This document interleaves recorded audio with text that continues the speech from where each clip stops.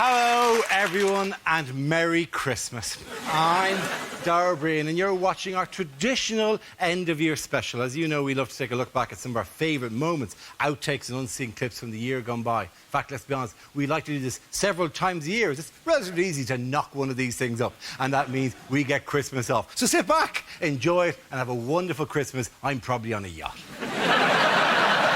So, teens, what is going on here? Have they revealed the new title sequence to Dad's Army? Are you sure it's not the new EasyJet route from London to Glasgow?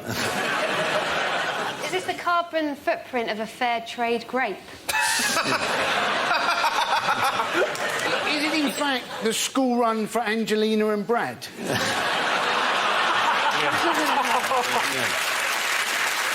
Is it the new route for stacking over Heathrow? Is it places EasyJet consider as London?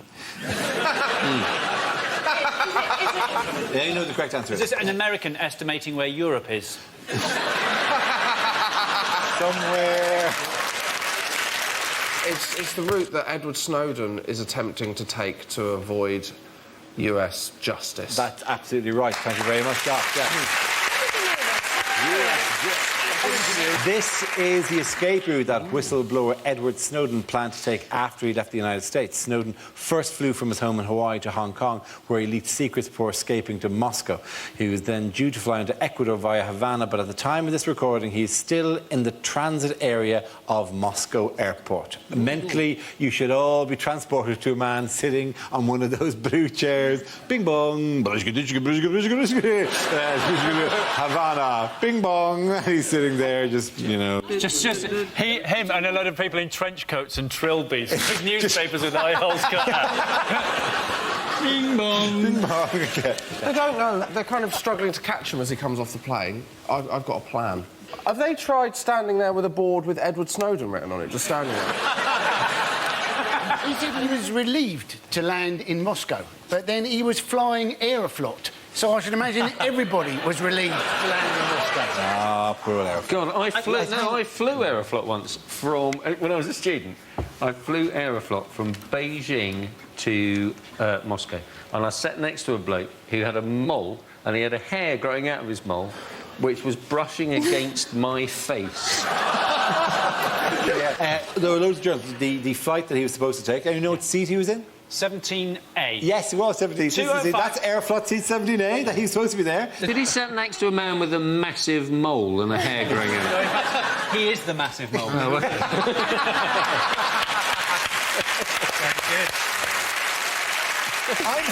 I'm hoping at some stage they release a statement going, where is he?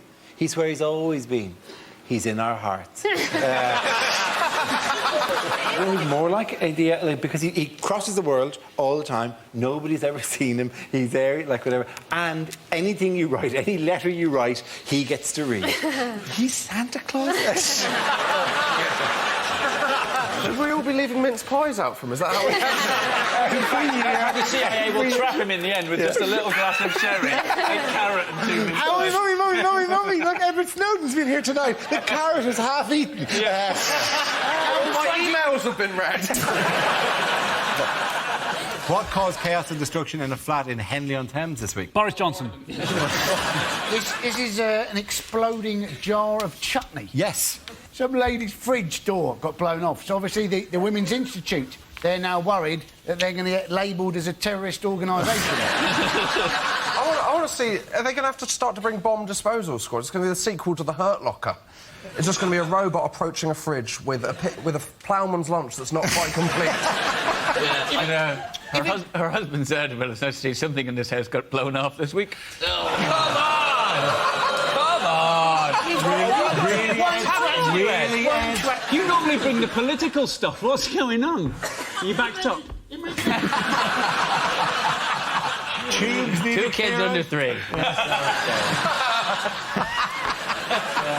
If it blows your fridge door off, imagine what would it have done if you'd actually eaten it. All I'm saying is, if you belched, you could have said goodbye to your false teeth. Right? Is there a guy who's eaten it who they've had to cordon off? And they're just going to go, yeah, I'm sorry, we're going to... Don't tickle him! She said she got it from a friend. And you think, well, who was her friend? Was it Abu Qatada?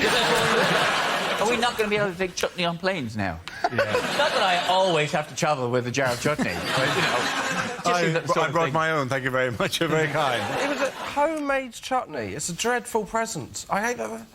They'll go, oh, Merry Christmas, I made you a jar of chutney. You go, I got you a digital radio. Do you know what annoys me? It always comes in a jar that used to contain proper chutney. You know, I can see you've had better chutney than me.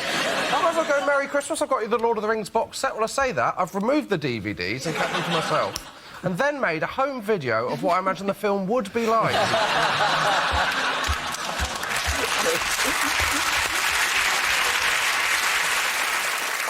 Could save a lot of money for older folk. This, though, can't save the airfare for Switzerland. Buy some rhubarbs. Some rhubarbs with an S. Yeah, well, you need more than one rhubarb to make rhubarb chutney, Hugh. Maybe this is where your rhubarb chutney's been going wrong all these years. I think rhubarb is a collective noun, isn't it? I think it doesn't have a plural with an S.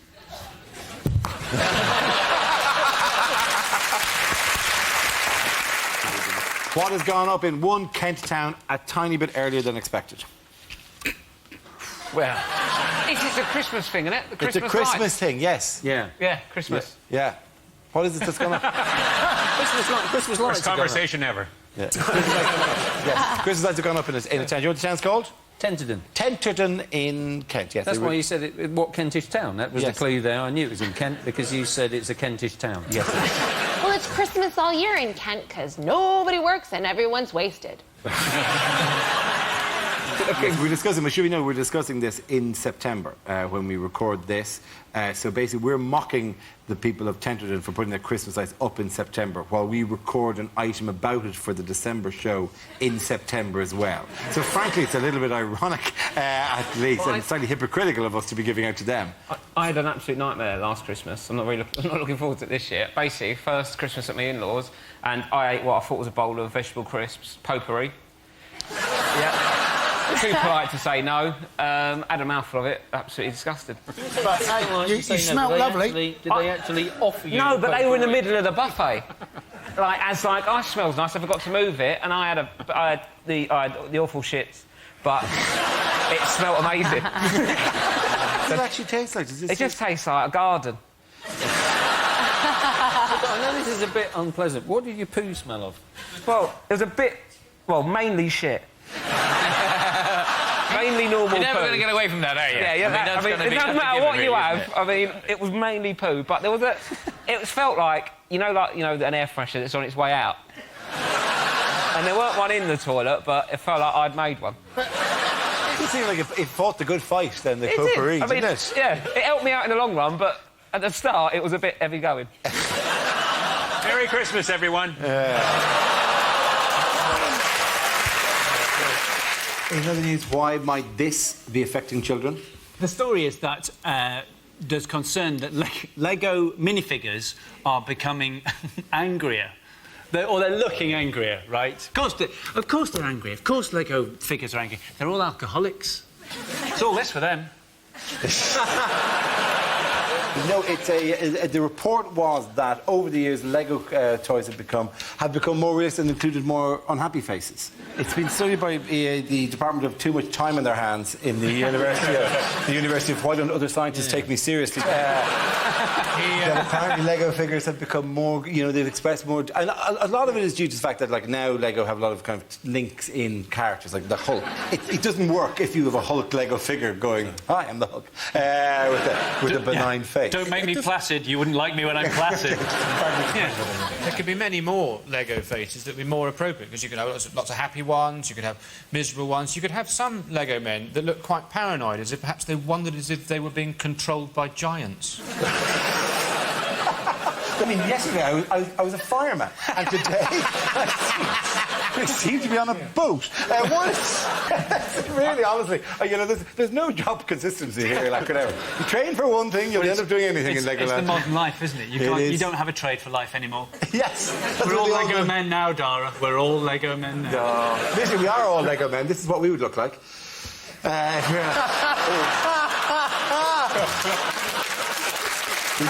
Okay.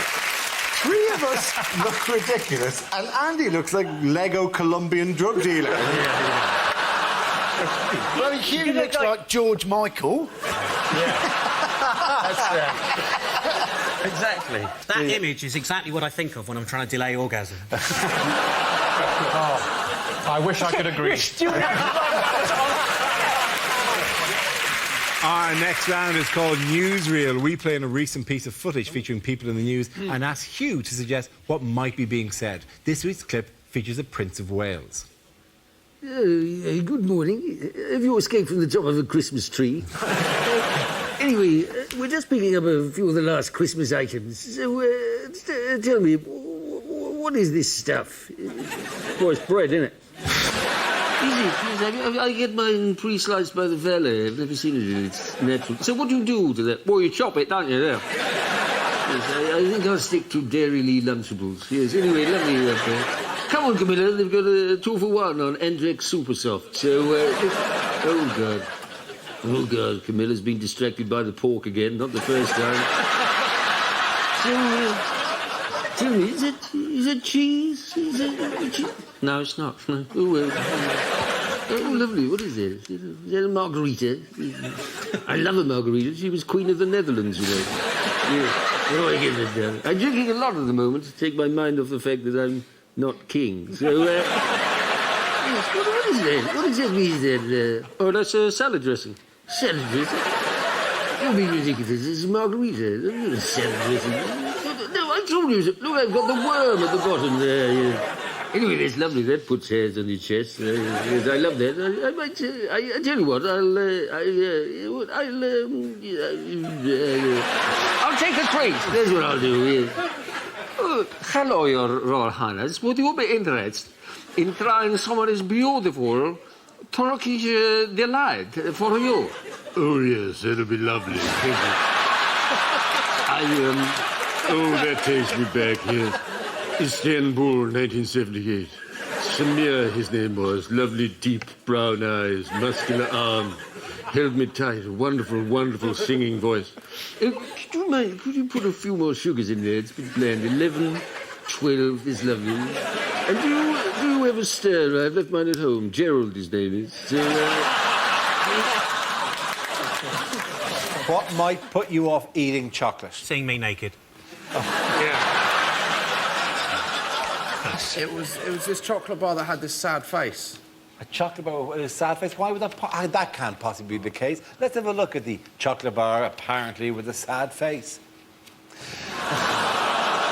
Oh, come on. Great!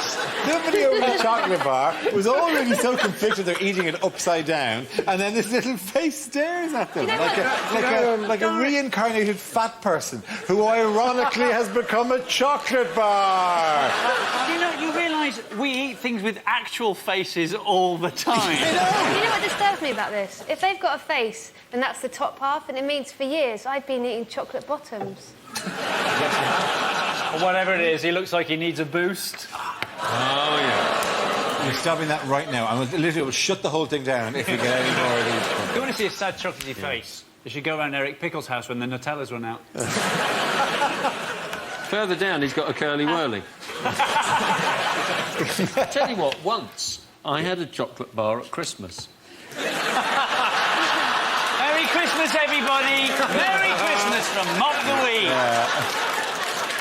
What did Tesco Supermarket withdraw from sale recently? The doll Yes. of a gay best friend. Yes, it was a doll of a gay best So, friend.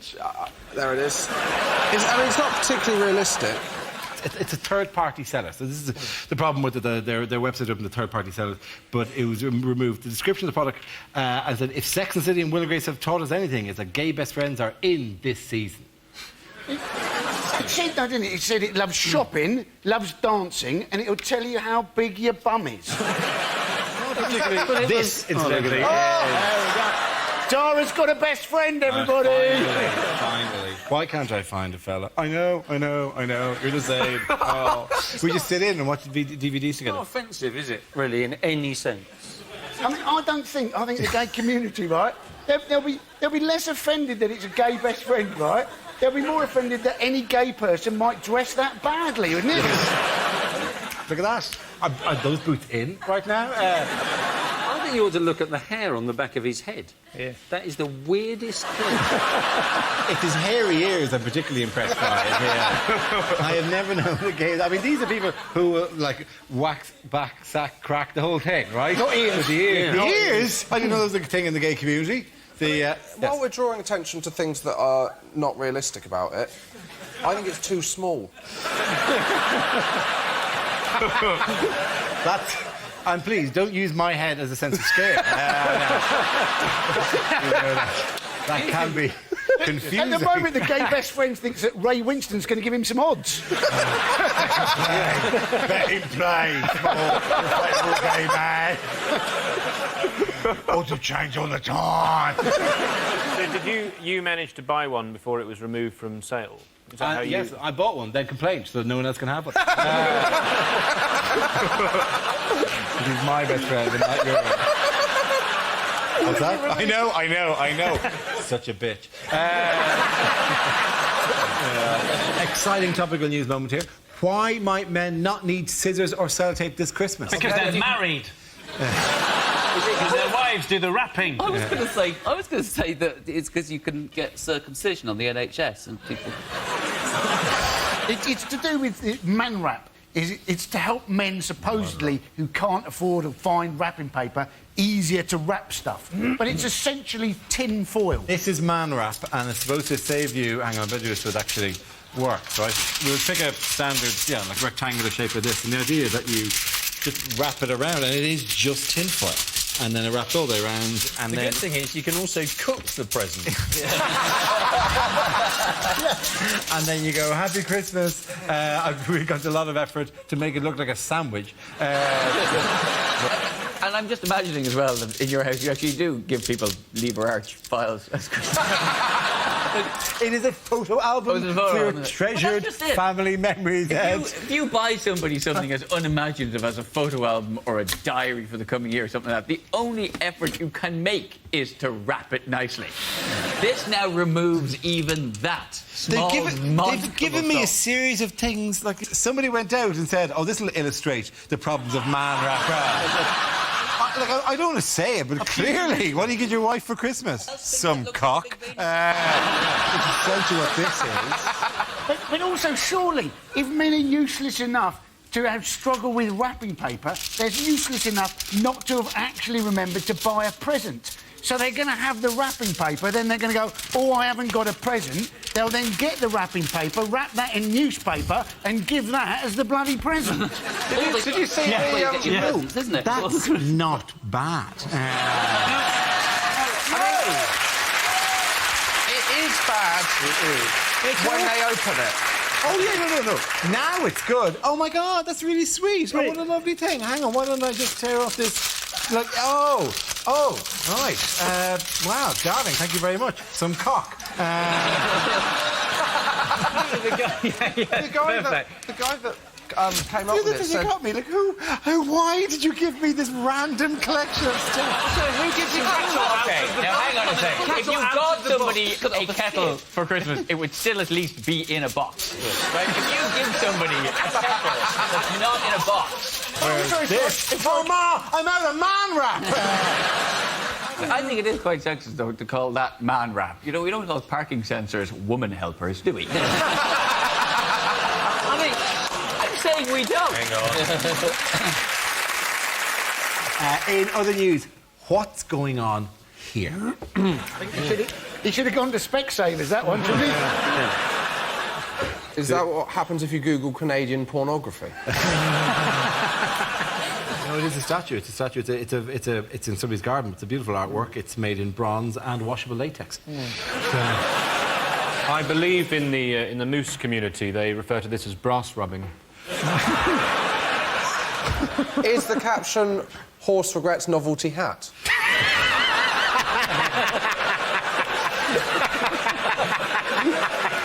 Worst Halloween ever. For all the amusement value, though, there isn't really a man on earth who doesn't look at that and feel a slight stab of empathy. If you had a really small garden, though, that is how you would stack them.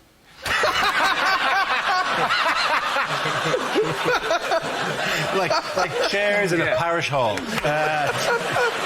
Is the caption Mock the Week Christmas special shorter than expected? Anyone else give a shit about this particular story? Hello, I'm Dara O'Brien. Happy Christmas, and welcome to a special festive edition of Mock the Week. We'll be talking about Christmas as well as looking back at some of our favourite moments from the last year, along with some la la la la la. So happy la la la la to all of our multi-faith viewers. Happy la la la to our wonderful la la la la. How has Cameron come out of this? Through a door, was it? Yeah. You showed him. Is it, how sure am I, Merry Christmas, that this answer will end up in the Christmas compilation? Genuine racist seeks need not apply. I'll say it again. Genuine racist seeks need not apply. Ed, would you answer this question? No problem. Because you're here. Where did Andy have tea the day after his win? In his mouth. Yeah. Do that again, shall we? Usually, though. So where did Andy have tea the day after his win? In his mouth? No, just do it properly. What? What's happened? What? Technical flaws? Errors? We're not fast enough. It was a bit dark, apparently. One more time. If you could do it in a more kind of upbeat way, apparently it's a bit dark. The way you walked over reminds us all of our own mortality. New runway red lip balm from Superglue. Because we've oh, fucking bollock. Okay, at the end of that round, at the end of that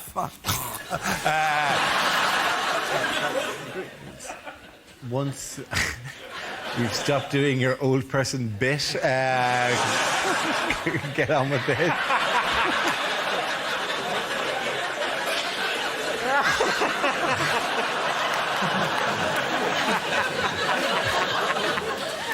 You know the news? Ed, you're on a roll. See if you can get this one. What's up with you people? Look, Ed is making you look like fucking idiots here. Can't believe it. So it stopped because apparently I had some glitter on me. Was it from your gay best friend? Yeah. From you. Well. Okay, the next topic is commercials that never made it to air. I wipe my ass with Colgate.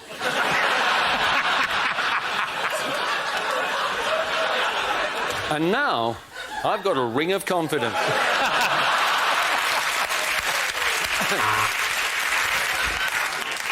If it tastes like butter and spreads straight from the fridge, you've probably had a power cut.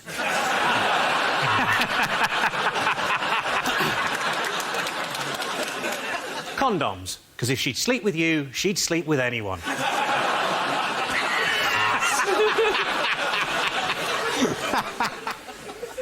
Ryanair. Because I'm worth shit. Frosties. They're all right. New BG from Garnier. Exfoliates, hydrates, epilates, urinates. Probably not that last one. Unlimited minutes, unlimited text, unlimited music downloads. Yes, it's our new twat on a train tariff.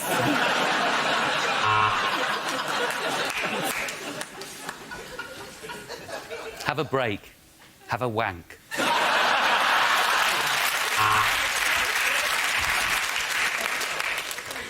Maybe she's born with it. In which case, I probably shouldn't take the piss.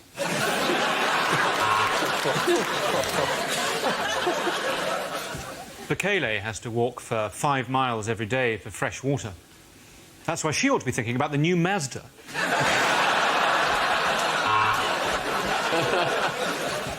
Coco Chanel. Tastes bloody horrible. I'm sticking to Horlicks.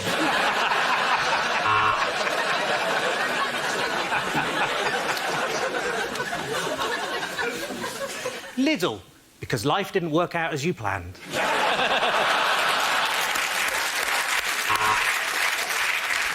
Hi, I'm Kevin Bacon, doing an ad on British TV.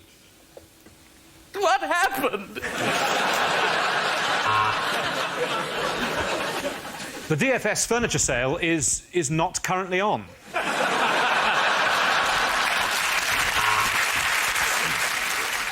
This Christmas, get Mock the Week on DVD, featuring all the regulars. Dara O'Brien, and this week, Andy Parsons, Will Milton Jones, and of course, don't forget Mickey Flanagan, East End of London, and of course, everybody very good, Chris Allison.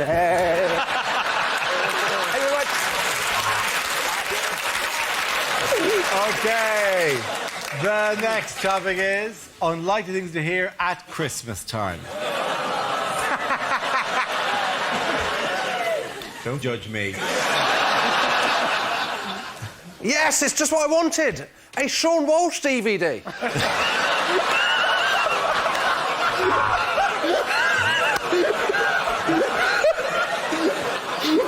I want to fucking kill myself. Well, the evening's not been wasted.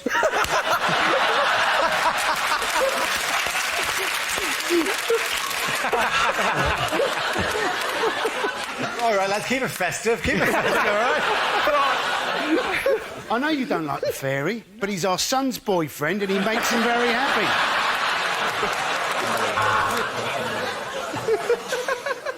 Right, now, it's time for the nutty fruitcake soaked in booze. Come on down, Granny.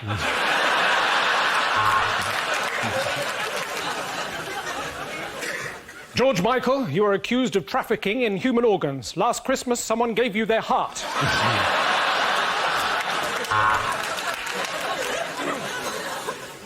No, just socks and aftershave. Why, what did you wear to church? Oh, guys, you really shouldn't have. No, seriously, you really shouldn't have. They're an endangered species. You can't make shoes from them. Well, it's nearly midnight and I can hear Big Ben. He's upstairs shagging my wife. I'm not dealing...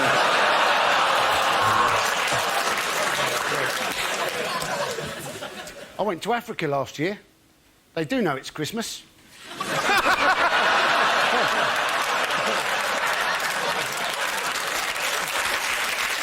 Here we go. Strap in. Huh? Daddy, I just watched The Snowman, and at the end, the ginger kid survived.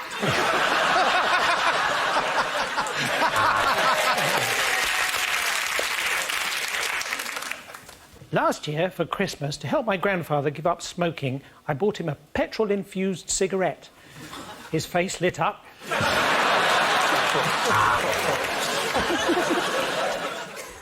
Brian, when I told you to serve mulled wine to the next-door neighbours with no cloves...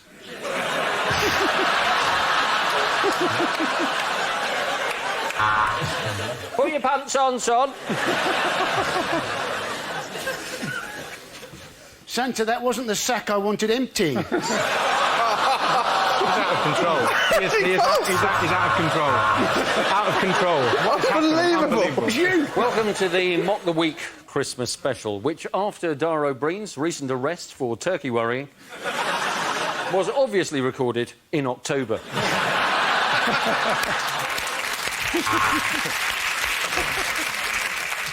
That was the Christmas #1. And now for the Christmas #2. Cannot wait. Goodbye, Brussels sprouts. Oh, guys, you really shouldn't have. No, seriously, you should. These are poisonous. Where did you pick them? Have you washed your hands? Where's Matthew?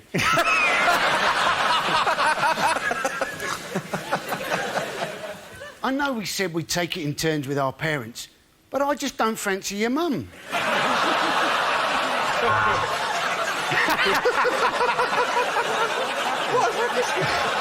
It's Christmas. That's your reason. It's Christmas. Young man, Young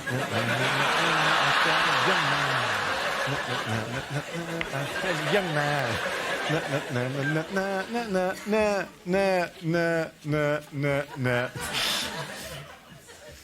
What a Christmas single with me and a tiny inflatable gay doll.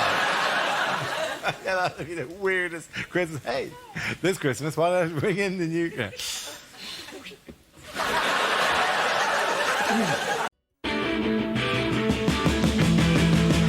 Read about the things that happen throughout the world.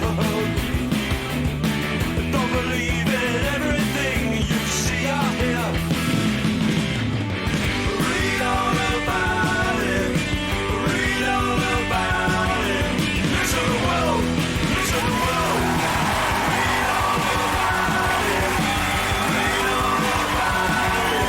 Listen to the world. Listen to the world. Hello and welcome to the last of our current run of Mock the Week. Over the course of this series, we've celebrated some truly momentous events. The birth of a future king, a British male winner at Wimbledon, and Cheryl Cole's arse tattoo. Tonight, we'll be taking a look back at some of those moments as well, showing you our usual outtakes and things you won't have seen before. It's our semi-annual, contractually mandated compilation clip show. Hope you enjoy it. Now we play a game called Picture of the Week. I show the panel a topical image and ask them to tell me what's happening. So, teams, what is going on here? Is this a poster for the film Shakes on a Plane? I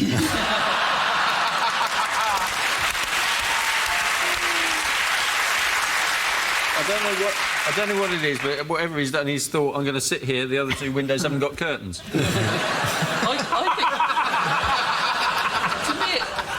It looks like an Islamic fundamentalist fruit machine. Someone's got... I'm trying to get 3 beards. Brilliant. Someone is thinking just 2 more stickers and I've completed my Panini World Terrorist sticker. Is this the new Al Qaeda edition of Guess Who? Does he have a beard? No. Is this the new design for the new Red Stripe can? It does look like... It looks like someone's painted the stripe while it's taking off. So sort of... Just like the shot of the mic, no! Is he doing that joke where he's pretending to walk down the stairs? Is it, you chose blind date number 2? Is it a really easy game of Where's Abu? Is he saying, after flying EasyJet, I admit the West isn't as decadent as I thought? Can you know who he is? It's Alan Qatada. It's Alan Qatada, yeah. Al Qatada. Isn't he got... It's a lovely name, isn't it? I'm not trying to big him up, but... Abu Qatada. It does sound like... delightful, yeah. I always think he sounds like he's like a magician who works on a cruise ship called Abu Car. Is that Abu Car? Ta-da! I think this is why they didn't want to get rid of him. We've been trying to get rid of him for 8 years, but the first 3 years they just stood over him and went, Abu Qatada! And he wouldn't go. I think it's presumed it's what fed his fury at the West is the fact that people kept pronouncing it as Abu Qatada.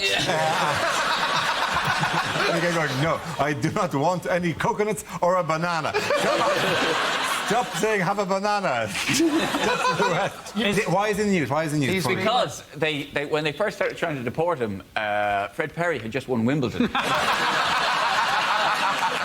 Do you know what the real killer? He deported at 2:46 a.m. like into Sunday. He doesn't know that Murray's won. To him, it's still 77 years apart. That's not the only reason he's pissed off. He's been here 20 years and they're just getting rid of him just as the sun's come out. Exactly, yeah. But I've never seen anybody so desperate not to go back to Jordan since Peter Andre. It's... There it is.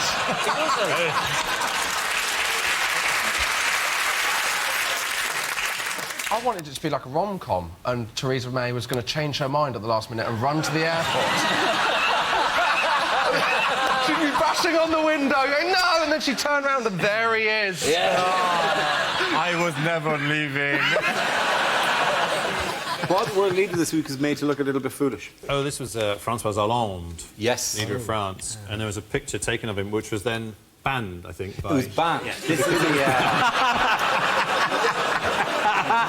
I thought all Frenchmen looked like that. I think he's having his prostate checked. Does anyone know where he was when this photograph? Yeah. What he's done is he's accidentally put his arse in a foot spa. It's difficult, some of the mood he's trying to strike there. It is, I've been dying for a wee, and now I've got to the swimming pool, and all is well again.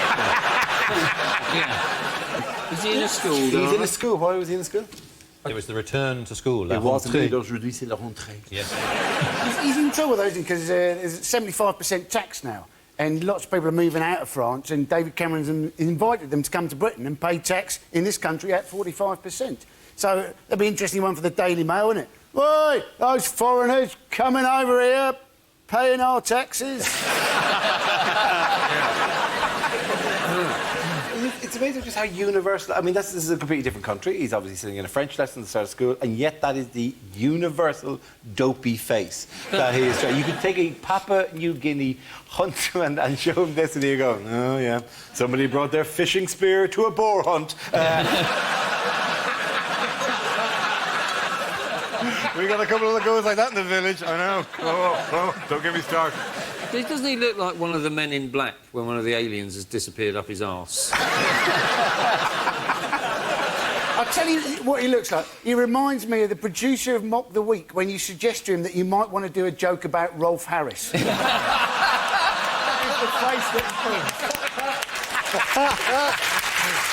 face Who could we soon be seeing on the back of a £5 note? Is it the Queen? OK, depends which way you turn the note. You're absolutely right, but I think let's define that as being the front of the note, right? Who's on the other side of the note to the Queen? So at the moment, it's someone called Elizabeth Fry, isn't it? Yes, it is. Who is, I think, Stephen's mother or the person who invented Turkish Delight. Churchill is going to be on it, and there's been a bit of controversy because he's knocking off a lady, Elizabeth Fry. And if he wants from the note rather than getting her... That'd be a hell of a note, though, wouldn't it? Churchill knocking off Elizabeth. You fold it a certain way, they start doing it. This is the proposed £5 note with Churchill's face on it. Yeah, mind you, critics of their being saying, well, that means there'd be no women on the note, have been assuaged by a move to the... No, but I think they should have a feminist icon on it. Not least because it means it'll be very uncomfortable for men to go to strip joints. I just like the idea of them having to put Emmeline Pankhurst in a woman's G-string. I just got to say, I'm not a huge expert on them, but if you're putting fivers into a G-string, you're at, like, the most low-rent strip joint. It really is. Like, they're gonna love you when you go, one of these, maybe? There's £5 for you. I have some change. How much do I get for £4.20? Did you say they have to have a woman on the £5 note? Because if they put one on the next one up, she'd become known as the tenner lady.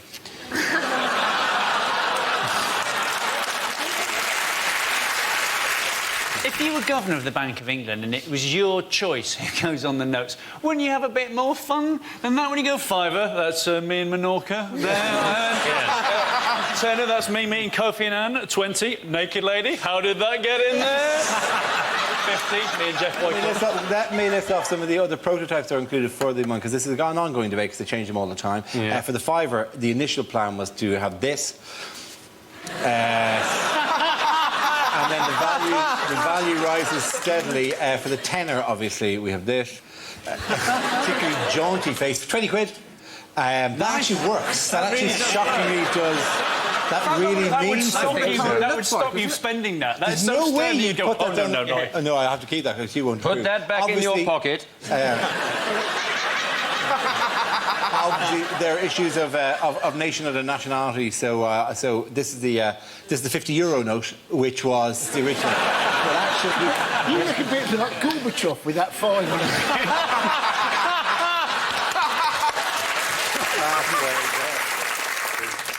In other news, why might men avoid taking a dip in the River Seine in Paris? For the French people. Yeah, Paris. It's a particular topic of reason for it. There's a very scary fish in the Seine who's biting people's testicles. Yes, this is a fish. It's a fish called the pacu fish.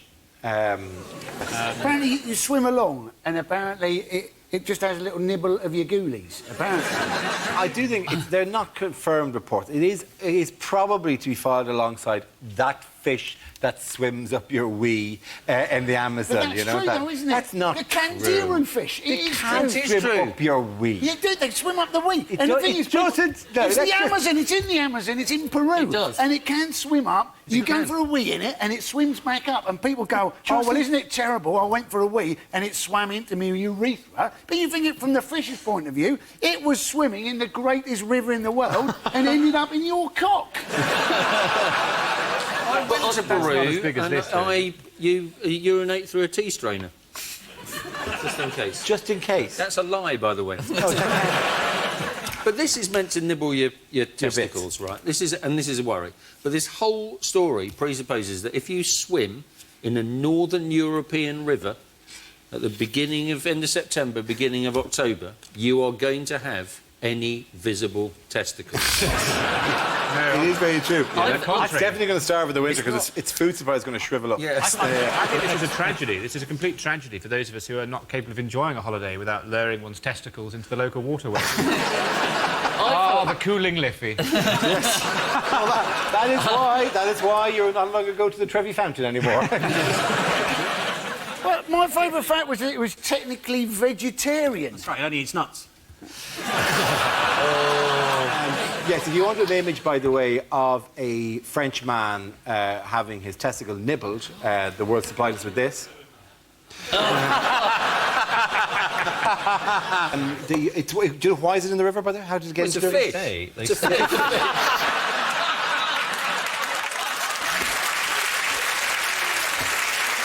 Our next round is called Newsreel. We play in a recent piece of footage featuring people in the news and ask Hugh to suggest what might be being said. This week's clip features the Queen and Prince Philip visiting a caravan factory. Yeah. So this is the caravan. How lovely. I'll just take a look. Yes. Well, oh, bloody hell. I hate bloody caravans. Look at the sun. Oh, no. I hope you're not doing what I think you're doing. There's no frosted glass, and there are hundreds of tiny men in there with you. So, we are designing a new royal caravan. I think you'll like it. It's got a satellite dish, it's got a jacuzzi, it's got a Breville sandwich toaster. So, Good royal caravan. Look at this shit. These are the royal yachts, you know, a royal plane, a royal trade. would you like to see the equipment we've got for you, Mum? Yes. And what is that? Well, that is a tap, Mum. So, this is the caravan.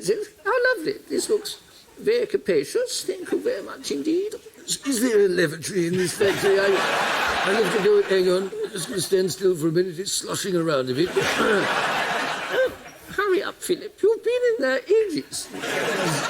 I'm sorry, it's all the coffee. I wouldn't go in there, Liz. It wasn't plumbed in. This is dismal. There isn't even any gin here. Bloody God, it's depressing. Bloody royal caravan. Stop being such a stick in the mud, Philip. Let's tour along the M1 and irritate the tits off Jeremy Clarkson. Mind the steps, Liz. We want to keep Charles waiting. Well done, Hugh Dennis. And speaking of the continent, what is France's position of that? Doggy style. I've been there. Okay. Well, Next topic. Yeah, because that topic's settled. In other news, what has Cheryl Cole spent a reported 50 hours doing? She has had a new tattoo done all over her back. And it's all over her bum as well. There we go. Yeah. You know, now she doesn't look bad, does she? Looks good, having 4 roses tattooed on your arse. You're thinking that's a mistake, though. In 10 years' time, that is going to look like Kew Garden, isn't it? Everybody's hacking on her, harshing on her, as the kids say. Thanks, Ed. And they get into the regional stereotypes. She's from Newcastle. She is a Geordie, so there's a good chance once, twice a week, she's going to take a shit outside, right? That's what they do.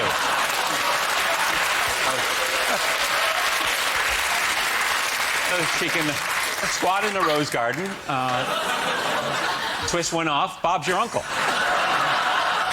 Well done, Sheriff. It apparently took 50 hours. 50 hours to get it done. But you're thinking, well, you know, while she was having the tattoo done, she wasn't making or releasing music. So it's not all bad news, is it? You know? When she does sex the naughty way, is it called botany now? I guess her real worry is she'll get stalked by Alan Titchmarsh with an aphid spray. I think if you're going to have your entire arse done as a tattoo, have something a bit more practical. Maybe like a pair of shorts or something like that. I know when it's a bit hot and, you know, you think, oh, down we go, nobody will notice. I think if I was going out with Cheryl Cole, I would definitely get a picture of some secateurs tattooed on my penis. She actually... She look quite funny, then. It just look like you're pruning a bush. Also, you wouldn't use a condom, would you? You'd use a Fison's grow bag.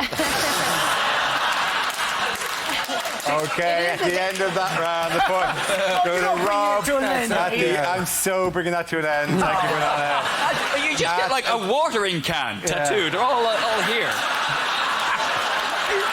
How cool would that be? Oh, watering can.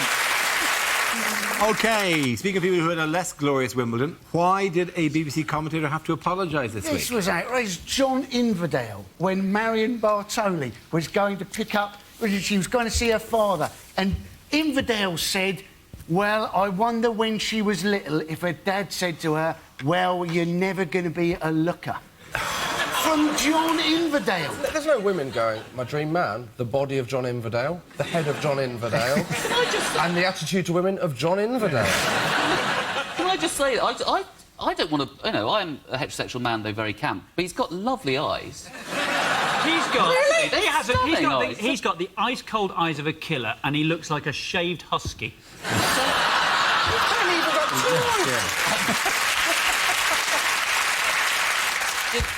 Do you think his father said to him when he was younger, you know what, you're white and middle class and male, you can probably coast through life being quite mediocre. Do you know how he apologised, though? He apologised by sending her a letter. I mean, that's adding insult to injury.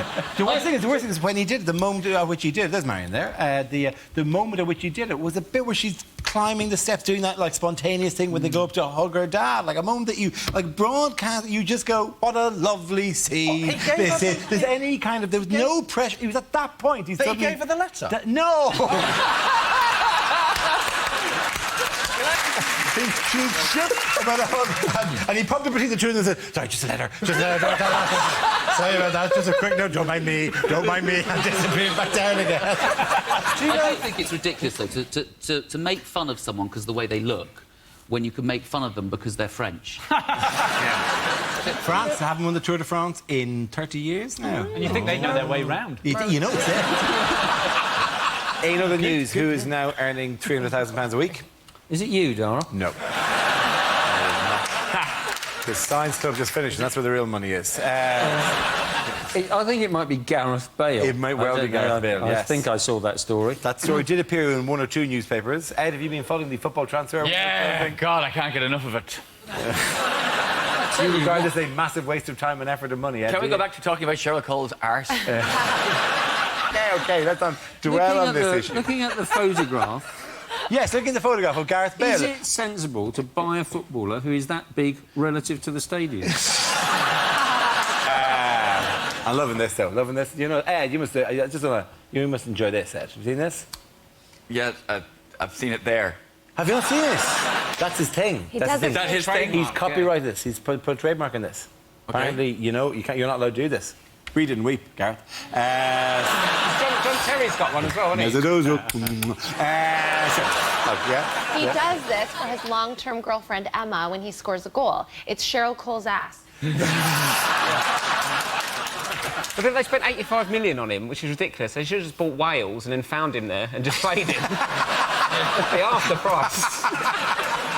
Do you know what the name... This is not funny, but you know the name of the guy who scouted him for Southampton? Do you know who it was? Gareth Bale was scouted by a man called Gareth Hale. That's really weird. You're right, that wasn't funny. Stop that. Thanks for giving us the heads up. Moving on, what's up with this sad fellow? Oh, no. When I saw this photo, it reminded me of a conversation I had with Dara before he went into makeup. And that is... Why does the comedy on television have to be so hurtful? This is Dara just after he... I'm not doing it!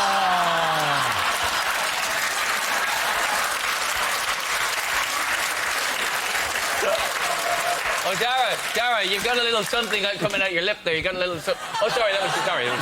Sorry. Yeah, I'm sorry, are we only doing this round so you can do a lingering comparison photograph with me and a blobfish? It's not you. Yeah, and we can move on from this particular... To be honest, that looks like William Hague has swum too close to the Fukushima plant.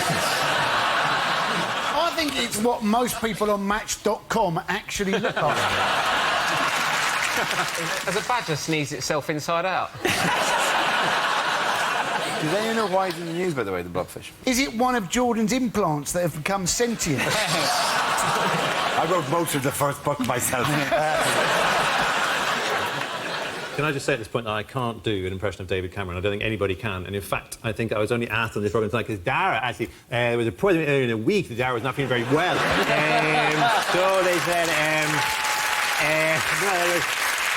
so we need to cover in case Dara doesn't make it to the show and in the recording. So if you can come in and do that, would be great. Andy Parsons.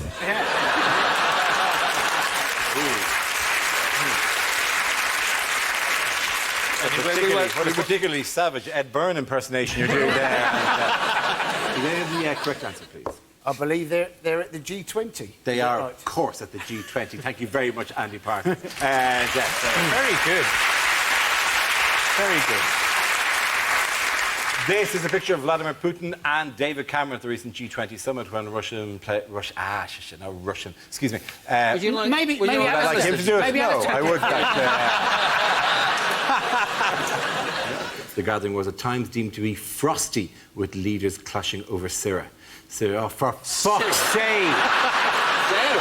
Is there any reason you're licking your hand before you start there? Because I don't want people to see that I write down all of your names on my hand before I introduce you.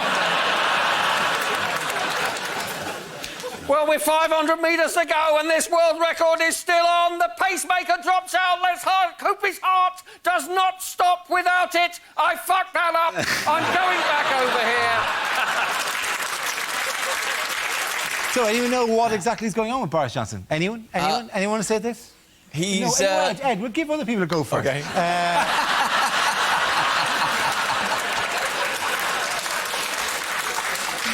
Yab with you. Anyway, sorry, anyone know why Boris and the airports are in the news today? Ask Andy, why don't you?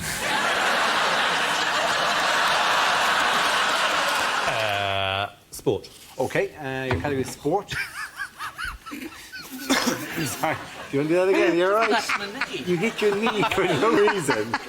Somebody said the category is sport and you had a spasm in your leg. It's a great bit, but it doesn't matter. He's still, you know, he might by Thursday he might still be going to Cuba and Havana. I didn't even touch the fucking button.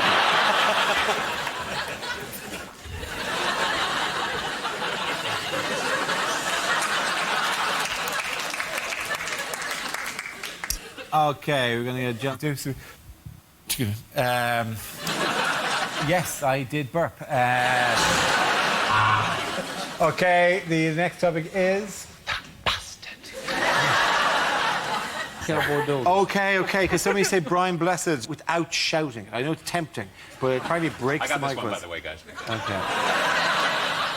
Who has joined forces of Brian May in this protest at the Badger Club? Brian Blessed. Moving on. What other world leader was made to look a little bit foolish this week? I'm not really asking that to the camera, am I? That's weird to ask the people at home. Hey, you, at home. What other world leader was made to look foolish this week? This is what they call play-along ability. Forget it. Moving on. What other world leader was made to look a little foolish this week? Anyone? Anyone? No one? No one at all? People disgust me. The only thing that wasn't a warning... Oh, I've messed that one up. Oh, it doesn't matter. I've gone to the last line. That was... Milton's one.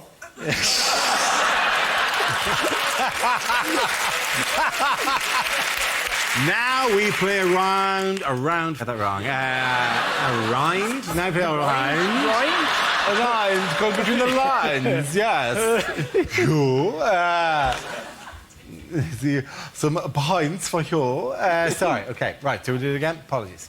Do you need to not have someone coming behind Yeah, you? that wasn't helpful.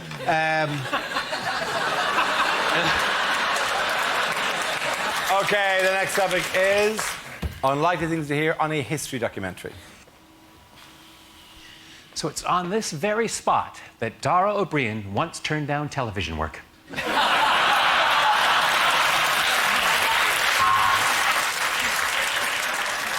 You've no idea of the choices I've made. Sorry, Andy. After the apple fell on his head, Isaac Newton came up with the idea that would change the world forever. Public injury compensation.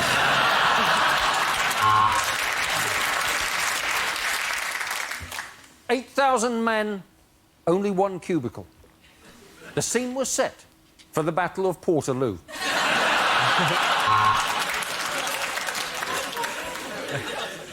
Could Hitler have been Jack the Ripper? No. Good night.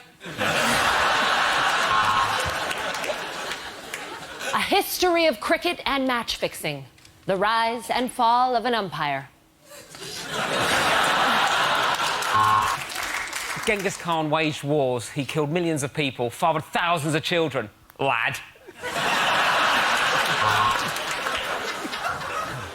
Why they wanted to invade him, he didn't know. But as the Messerschmitts circled above Dara that summer morning, he knew that it was time. This was the Battle O'Brien.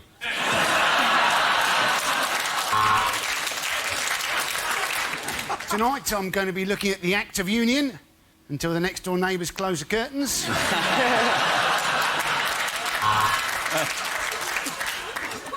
Everyone remembers where they were when JFK died. Apart from JFK, he'd been shot in the head. The Austro-Hungarian Empire. Definitely the toughest venue I've ever done stand-up in.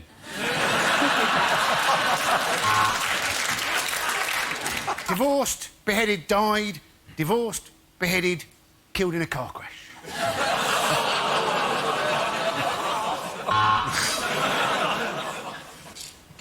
Welcome back to Time Team. This man was clearly bludgeoned to death because the fucker called me Baldrick.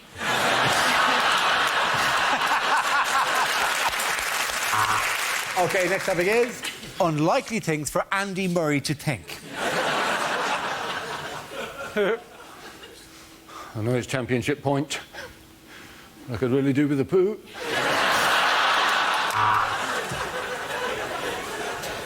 Well, at least now I've won Wimbledon, they'll stop making fun of me on television. Oi, Tim! Look what I've just won! Hey!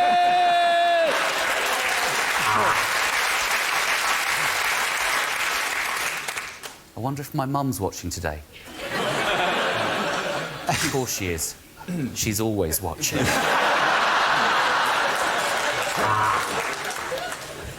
Could break his serve. Or I could break his fucking legs.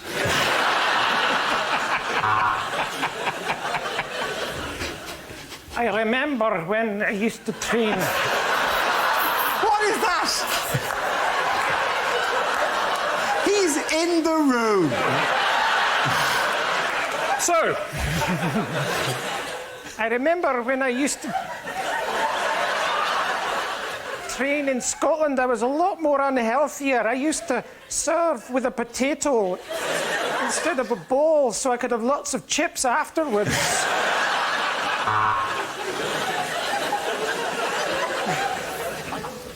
I wonder if Kim really likes tennis.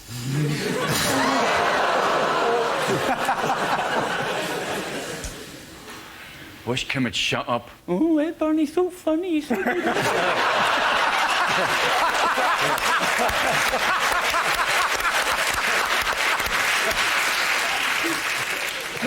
When are Athena going to make a poster of me scratching my ass?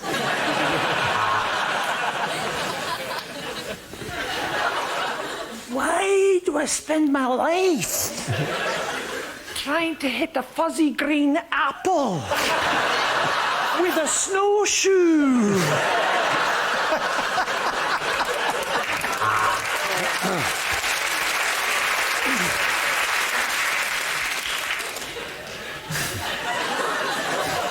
God, it's great having an enormous penis.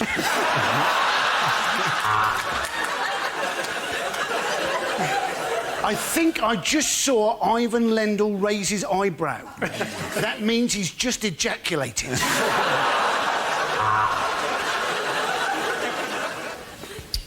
Venus has the arse, Serena's got the tits.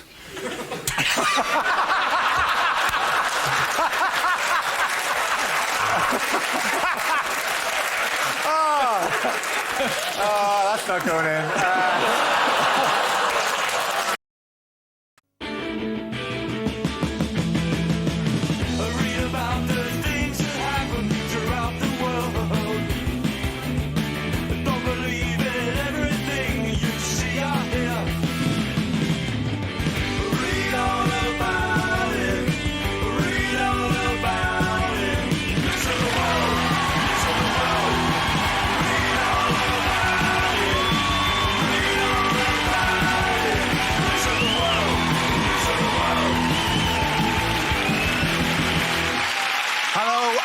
Welcome to Mock the Week. I'm Dara Breen. Joining me this week are Andy Parsons, Sarah Pascoe and Josh Widdicombe, Rob Beckett, Hugh Dennis and Gary Delaney.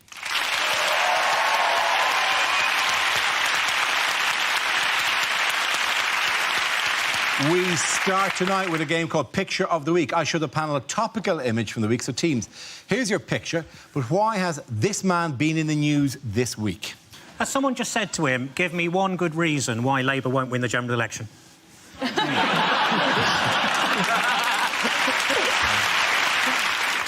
I think he swallowed some milk and he's going to do his impression of the human zit. What he seems to be saying to me is he's going, if you want to hear crap, this is where it comes from. Well, actually, they say that the distance between a man's thumb and his forefinger is the likelihood of him ever getting elected Prime Minister. Is he about to demonstrate how he thinks gay men have sex? And they don't do that. They're remarkable they don't do it. I've no interest in them at all. You know, just for the once, you just go, come on, we just do it once. Boing. Dara, you're there in the background. Can't you tell us what he said?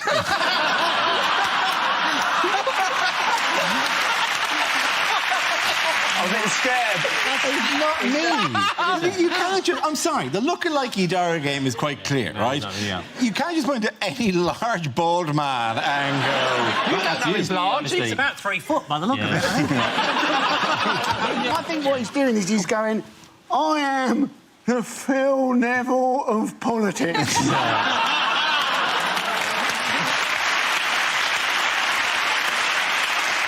I'm going to accept that as the correct answer.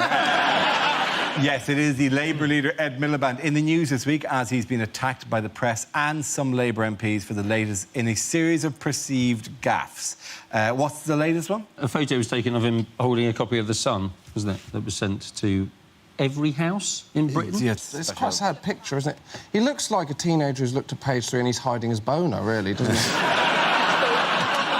All the leaders did them, and this was regarded as being, well, because of Labour's links with Liverpool, that was regarded as an offence people to do there, but also it was just regarded, they were all doing essentially an ad for The Sun. I mean, Clegg did one as well. The one I think, he got the grief, this is the really freaky one, is the Osborne one. The Osborne, that's just bizarre. Who holds a paper like that? Yeah. You know, he should have like a Waffen-SS thing on his hand going, these are your papers! These are your papers! Do you know what it looks like? You know when someone's taken hostage and they have to prove it by holding up a... No, what year? What year is it? It's this year. But actually, this is quite interesting because they didn't put page 3 in the Suns they gave out for... It obviously did have a third page, but they didn't... One, two, it's finished! So they didn't put page 3 in them because it would be offensive to some families, and it's quite interesting because I've been thinking about this because, you know, there's this organisation called No More Page 3 because they think it's objectification and children see it and women get uncomfortable on public transport. Well, all these other people are saying, oh, why are feminists suppressing other women? Like, we live in the Western world, they choose to do this job. They wouldn't have a livelihood if you took it away. And I think I've solved it. And what we do is we make page 3 like jury duty. So every woman over the age of 18 now has to do page 3. And you just wake up one day, there's a letter, says, Dear Sarah, please come to the Sun offices at 9 a.m. Bring some snazzy pants and a pithy quote about Syria. You just have to go. Imagine the day you buy the Sun and it's your mum. That's the high price. That's the high price you pay for our freedoms. Your mum's baps occasionally will have to appear. I apologise to Josh's mum. I hope that makes the edit. That'll be the proudest moment of my life when she goes, Dara O'Brien apologised to me on TV. I know, she says, rearranging her back.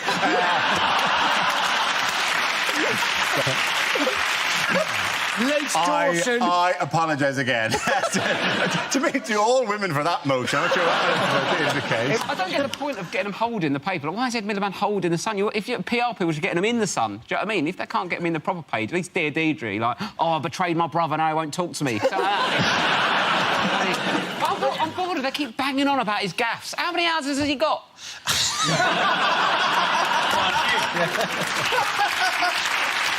I don't care where he lives.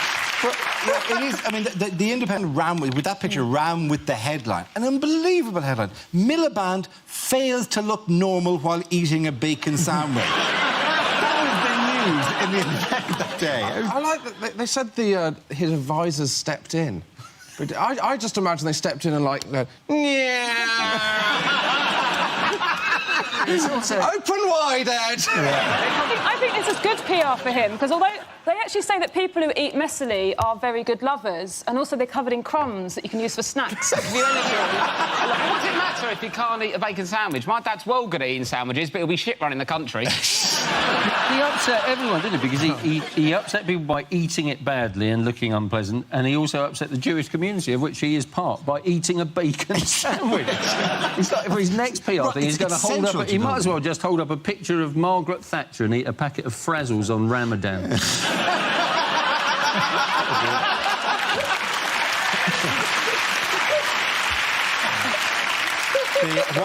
What other gaffes is he purported to have made? He was asked to estimate how much the average family spent on food shopping, and his answer was, that depends how much you're spending, which is right. That is the right answer. And then everyone went off on one. And then they said, oh, I want a number figure. And he said between £75 and £80. And they were like, oh, no, actually, you're out of touch. It's £100.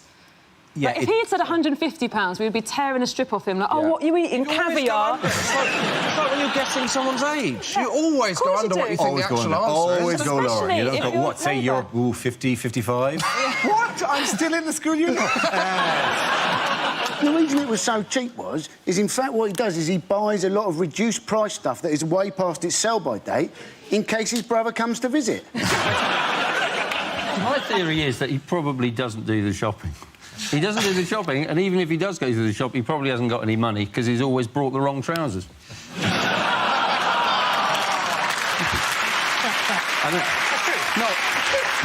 had to think about that joke for quite a long time before I launched it. I don't want him to know how much groceries are. Like, I know that. I want him to know about things I don't understand, like the economy, healthcare and spelling. Yeah. Now, what has Boris Johnson splashed out on this week? He's bought two things called Ziegler Wasserwerfer 9000s. He has bought the Ziegler Wasserwerfer 9000. Yeah, they're water cannon. He's bought two water cannon. Yes. Yeah. I'm hoping it's going to be like Boris bikes, and you can rent them out and ride them around. His idea is driving up to your neighbour's barbecue, guy. Hello, Terry.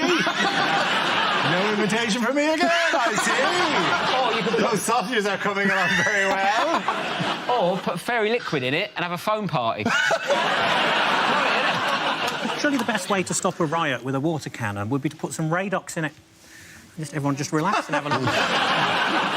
He said the reason, didn't he? He said the reason he was getting them is because he thought that they could have been used to protect the firemen during the riots in 2011. As if, of course, the firemen didn't have their own high projectile watering machine they could have used. I reckon he got really drunk and just bought it off eBay. That's what happened to me. I've got a pair of roller skates and a windsurfer in my shed. Windsurfer? That's a man. Yeah, I know. Does he ever put on the roller skates and just hear him just roller skating around the You're laughing, but the bloke in your garage is bloody furious, I tell you. What's he doing in there? He's in the shed, isn't he? He's moved! Do you move him around every so often? Yeah, because otherwise you get spare bedroom taxed.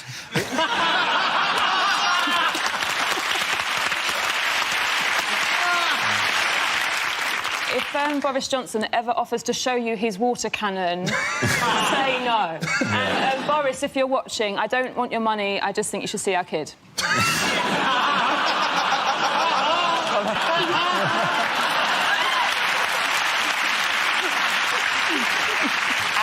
At the end of that round, the points go to Rob, Hugh and Gary!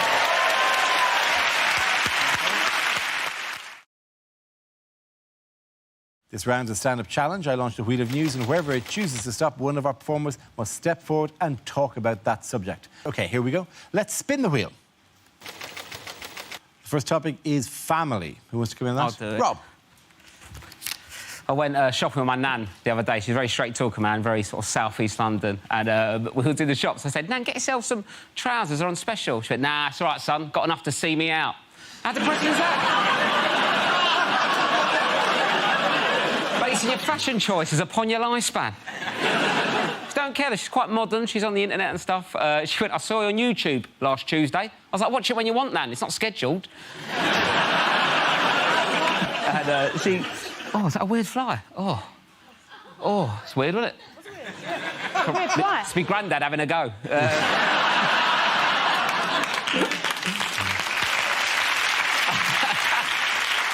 I went to visit her recently. Her internet weren't working, right? She went, can you sort my internet out? And all right, Nan, show me how you normally log on to internet. I'll see what you're doing wrong and get it done. She went, what I'll do is I click on the start button. I was like, right. She went, I go into programs. I was like, right. She went, I go into accessories. I'm like, that's wrong, but carry on. She went, I go into games. I'm like, oh, God. I go into solitaire, play that for a bit. Click on the cross, then I double-click on Internet Explorer. And I'm sitting there thinking, you could probably cut out the middleman now. And I was worried that she's at home thinking that she has to play solitaire to get online. I need to send that email, but I cannot face another card game. I'm sick of it. Many sort of, like, internet sort of computer people are thinking, actually, Rob, that is the incorrect route to solitaire on the latest version of Windows. You're correct. But she's on Windows 98. We're not upgrading her. It'll see her out.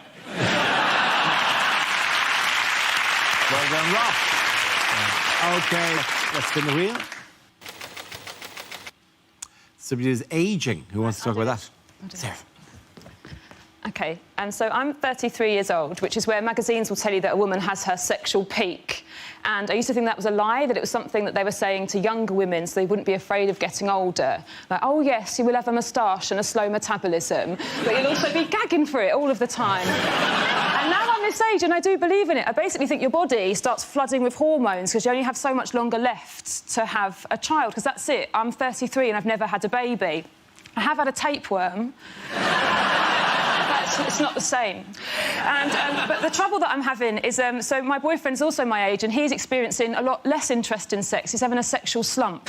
Because apparently boys have a sexual peak when they're around 18. And that is not fair. That is a horrible trick that nature has played. Because an 18-year-old doesn't want to have sex with me any more than I want people to know that I've done that. and it's not fair. It's not fair, because when I was a teenager, I didn't particularly enjoy or understand sex, yet I had it all of the time, out of politeness, or to stay friends with someone, or say thanks for the lift. Thank you very much. Well done. Very good. So that leaves us now with Gary. Let's see what you've been at for. Gary, let's spin the wheel. And the topic is shopping. Away you go.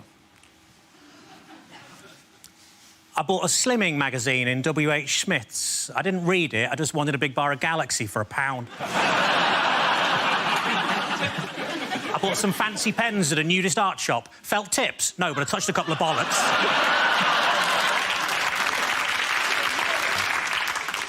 I was in a lingerie shop. I said, are these knickers satin? He said, no, they're new.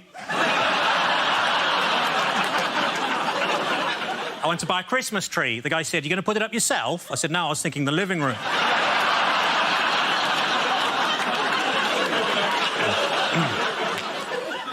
Bought a chameleon, lost it. Why is it that when women go to the toilet in pairs, no one minds, but when I did it, I got thrown out the greengrocers?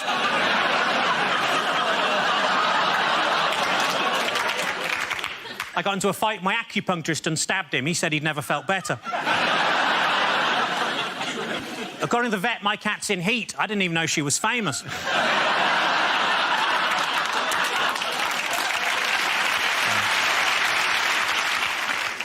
friend of mine keeps going on and on about how good his orthopaedic shoe is, but I think he's built it up too much.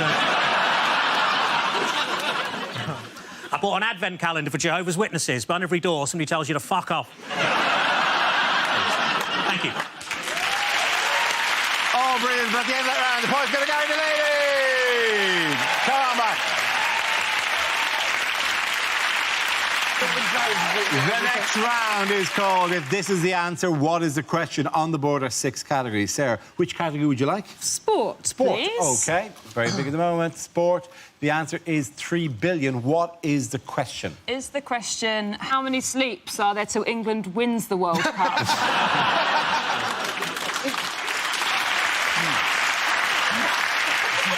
Is it how many people on the planet would be a better commentator than Phil Neville? Is it how many people will have to die in the Middle East before Tony Blair thinks that he might not be the best peace envoy there is?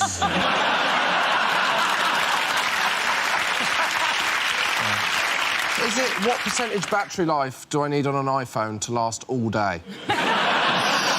Is it about how many hairs were in the swing bin at the end of Chewbacca's full-body waxing? Is it the amount of adverts Joe Hart's been in? How many times has David Cameron said to Nick Clegg, shh, not now?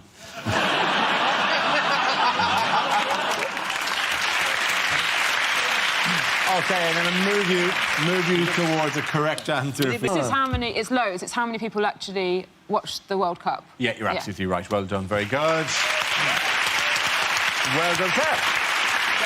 Yes, the question I was looking for was how many viewers around the world are claimed to be tuning into the World Cup. This is the predicted figure of worldwide viewers, with some estimating it'll reach as high as 3.5 billion. FIFA expects the tournament to be the most watched TV event ever. At the time of recording, we don't know the result of England's second game against Uruguay, which possibly determines whether or not you reach the tournament's knockout stage, and certainly determines the mood of a lot of people watching the show at the moment. So, sad face, happy.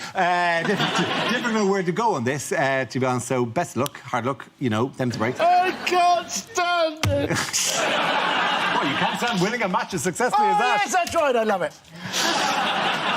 I'm sure the fans don't really matter what the score was, as long as everyone tried their best, right? Yeah, high five! High five, everybody! Some things aren't worth joking about. What's the betting? Somebody said to Wayne Rooney, Uruguay, and he said, yeah, no, and Colleen's a girl.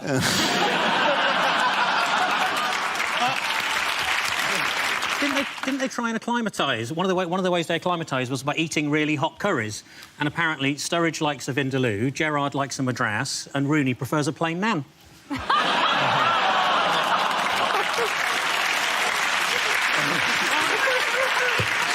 It was like 10 years ago. When are we going to forget it? This show will never forget things like that. They are changing lots of things about football this year, and I think actually we could move that a little bit further. I've got some suggestions to how we can improve the World Cup. So, for instance, listen up. When someone gets a free kick, they shouldn't have to use that on the ball. They could use it on any of the other players or the ref. Use it anywhere. Also, when there's substitutions, I think that should be like online grocery shopping. Like, oh, you asked for Theo Walcott, but we couldn't find him. So we've sent you retired cricketer Ian Botham.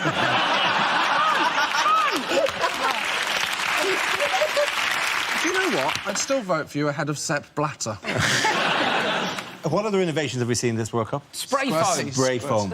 Love it. Spray foam is magic. So exciting, It's isn't it? really good, isn't it? it's really because great. it's actually, I think people genuinely think it's like a wall. It magically creates a barrier. They go, oh, like they're trapped in a crystal prison. Like Superman and oh, I can't get out of here. I'm trapped against the glass. It does disappear pretty quickly, but if you're going to put a white line in front of footballers, it's going to go. Isn't it? I'm impressed that at no point so far has anyone drawn a cock and balls with it, which you think would be inevitable.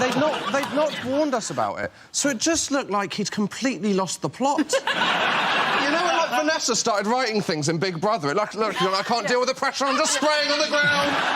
Who was the talk of Twitter during England's first game? Mr. Philip Neville. Yes, it was Phil Neville. People were disappointed that he didn't have much charisma as a co-commentator. This is Phil Neville. He's not a byword. No one before that was going, well, my dream dinner party. Well, Martin Luther King, Gandhi, Philip Neville. He's a very boring man. What do you expect? The thing is, I felt sorry for him, though, because, you know, basically, he wasn't as good a footballer as his brother Gary. He's not as good a commentator as his brother Gary. You feel if Phil Neville entered a Phil Neville lookalike competition, Gary would win that. The only person who thinks that Phil is better than Gary is Ed Miliband. And the choice of music doesn't mean an inspiring piece of music. The ITV music in particular is just a guy going, Brazil. And if you put the rest of the song out, it's a really good song. It's a really famous samba song, that one with like dun dun dun dun dun dun dun dun dun dun. No, we don't want the bit. We just want the bit where you go, Brazil. I like it. Obviously, I've loved the Brazilian rhythms. Yes, obviously. Obviously, I look at you and I think, here's a man who loves Brazilian rhythm. I think Josh Whittaker and I think the intoxicating samba rhythms of Brazil. You know, we see you backstage, Josh, where you wear that giant, like, headdress that comes all the way out. And you're just in there going, hey, what are we going to talk about in the show today? Dun, dun, dun, dun, dun, dun, dun, dun, that cheeky little look in your face. Well, I'm looking forward to when they watch this bit of the show and then get you in for the final. It's going to be brilliant, isn't it? You sambering across the ITV studio. If they flew me to Brazil for the final, I will wear the headdress. I am dun dun dun dun dun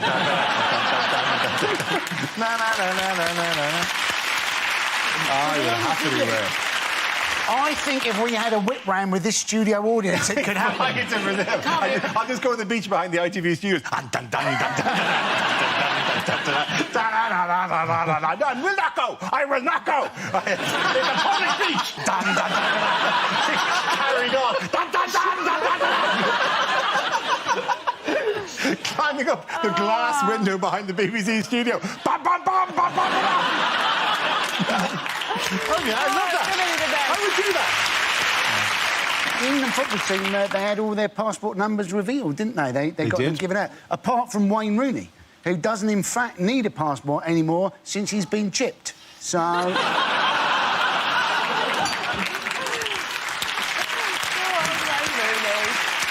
I feel sorry for him. Wayne Rooney could have half an hour ago scored like a blistering hat-trick and be the greatest, most beloved man in the country, and we're here still peddling the old stereotype about Wayne Rooney. He hasn't scored a hat-trick and then gone, I'll go for that. I'm going to celebrate by watching my favourite show, Mock the Weeks.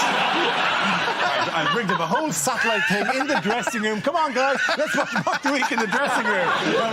Oh, what a result. I wonder, has the good news filtered through at home? And next to him is Phil Neville going, oh! Ed Miliband's joined them in the dressing room to celebrate. Boss of Nando's.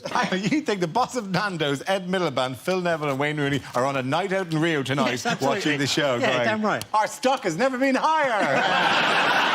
Dun, dun, dun, dun, dun, dun. At the end of that round, the boys go to Josh, Sarah and Andy. Now we come to scenes we'd like to see. So if everyone can make their way over to the performance area, please. I'll read out this week's topics, and then we'll see what our panellists can come up with. OK, here we go. Our first subject is things you won't hear at the World Cup. No one's guaranteed a start in this England team. The only thing that's nailed on is Wayne Rooney's hair. was a horrible two-footed lunge, but it was the only way I could shut Phil Neville up.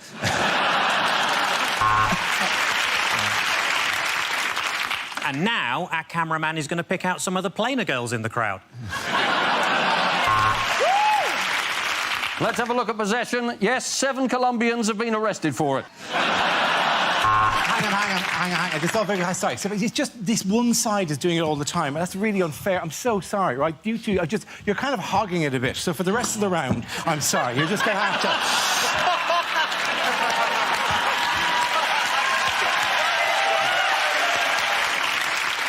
Things you won't hear at the World Cup. Dun, dun, dun, dun, dun, dun, dun, dun, dun, dun, dun, dun, dun. Sorry, excuse me. It's the first time that most people have ever seen Dara's legs, ladies and gentlemen. That's Messi! Oh, Messi! Yes, Wayne Rooney should never have a half-time orange unsupervised. There's little doubt now that Cristiano Ronaldo is one of the world's all-time greatest twats. Welcome to Sugarloaf Mountain, the hardest level on Candy Crush. And that's a very soft tackle, as Pele hasn't taken his tablets yet. Is he the finished article? That's the question. He did very well against Italy, but Sterling has traditionally performed very badly against the dollar and the yen. And now we go over live for Nigeria against the Ivory Coast and our commentator, Ron Atkinson.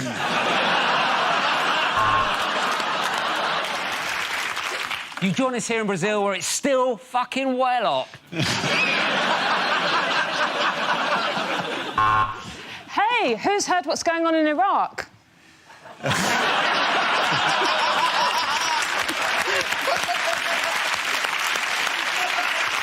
There's 6 Brazilians in the wall and 2 in the foundations. That's the mafia for you.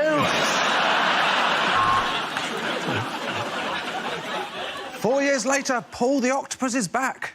And what a stew he made. Andre Pirlo, the only player in world football to be named after the Palestinian Liberation Organisation. There you go. OK. The next topic is unlikely things to hear on a cookery programme. No, that's the flour, Nigella.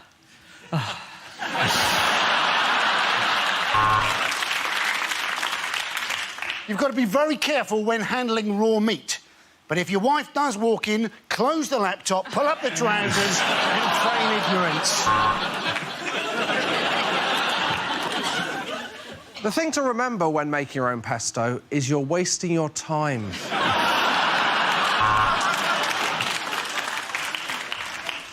So, pop in a lemon, shove in the stuffing, sew up the mouth, and that should keep Greg Wallace quiet for a bit.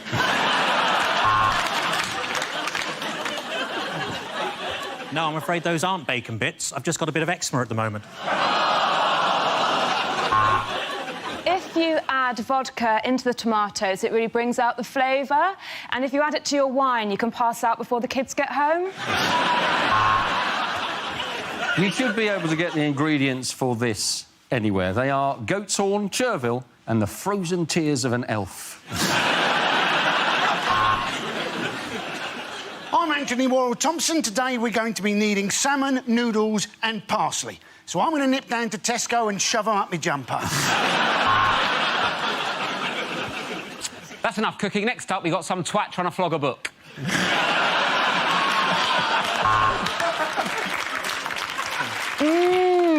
Does anyone know what's happening in Iraq? Welcome to Chinese Meals in Minutes. I'll have a 19 and some prawn crackers. So, alternatively, it's gas mark 4 for 20 minutes. You're watching Dignitas Television. This asparagus smells delicious. Now, imagine what it tasted like when I ate it yesterday. After MasterChef, Celebrity MasterChef, and MasterChef The Professionals, now it's MasterChef. The only 5 people in Britain who've not been on MasterChef.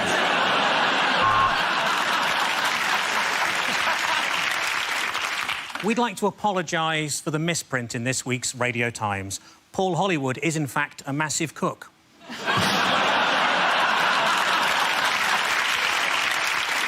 We only use the freshest ingredients, so this is Daisy, and this is a stun gun. OK, at the end of that, the points go to Rob, Hugh and Gary. And that's the end of the show. This week's winners are Rob Beckett, Hugh Dennis and Gary Delaney.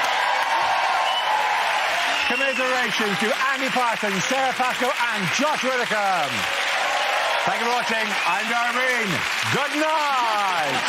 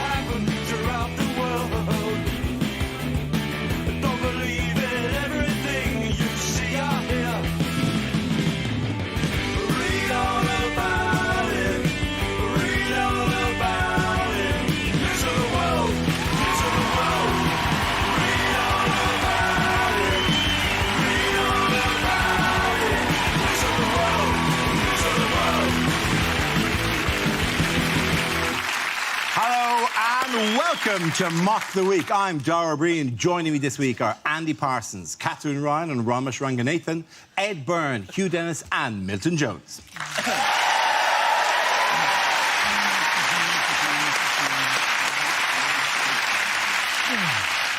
We start with a game called Picture of the Week. I show the panel a topical image and ask them to tell me what's happening. So, everybody, what's going on here? Is it Nigel Farage meets UKIP's youth wing? Is it Nigel Farage attempts ill-advised Chinese impersonation? Is it unnoticed by the 2 men? The assassin slipped behind them and gave the candidate the Vulcan death grip. Farage does look like he's actually going... he thought he'd win. Sort of looks like he's pointing at the button that activates him. You press the yellow button, casual racism comes out.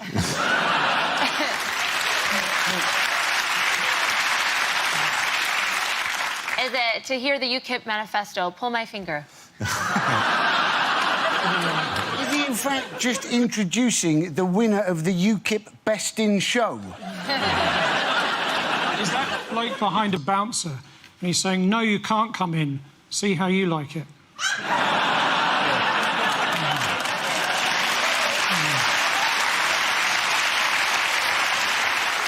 So, in summation, who is this? Is he not? He's called Roger Helmer, isn't Yeah, he? that's the chap. Yeah. He's the UKIP candidate for Newark, in the Newark by-election, in which they came second. They did. So why he's pointing at him like that is presumably going, loser! Yes, it's a picture of Nigel Farage and the UKIP candidate for the recent Newark by-election, Roger Helmer. After a recent victory in the European elections and council gains in the local elections, UKIP went on to come second in this important by-election, cutting the Tory majority by more than half. How are we enjoying the Nigel Farage earthquake at the moment? Well, the fact that this man came second and has been deemed the picture of the week is an example of how it is UKIP have managed to do as well as they have. Yeah, there is a touch to that, isn't there? They do feel slightly overrepresented by this particular television channel. Would you? I think it's an excellent point. Could you, for example, name the winner of the Newark by-election? No, I understand he was a member of the Conservative Party. Yeah. But they're not nearly as exciting. Can you tell us where Newark is? That is an excellent question, and it's just outside New Jersey, isn't it? Newark is actually an anagram of Nigel Farage's nickname.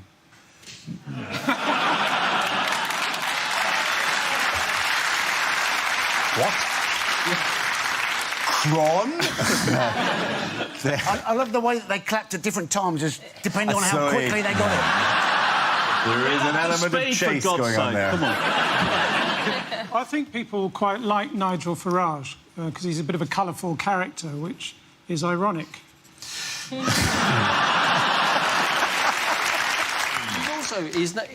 To defend him, he is in no way a closet racist. A closet racist is someone who doesn't like people from Narnia. The thing that I think is, actually we should be talking about immigration now, because it's a good thing that he's put it on the table, because, a lot of Europeans are coming into the country and taking jobs that my parents worked so hard to steal in the 70s.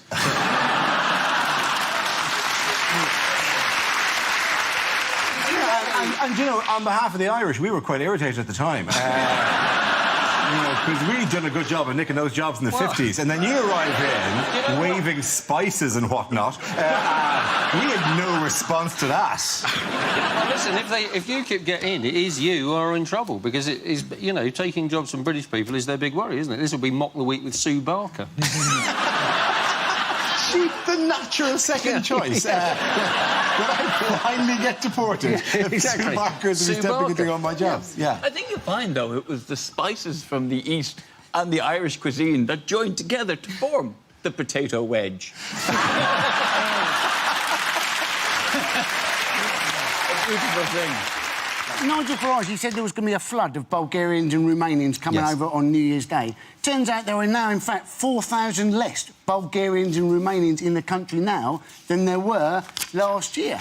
So obviously the Bulgarians and Romanians who were in the country suddenly heard that all these other Bulgarians and Romanians were coming to Britain, and they thought, well, that's why I left the country in the first place.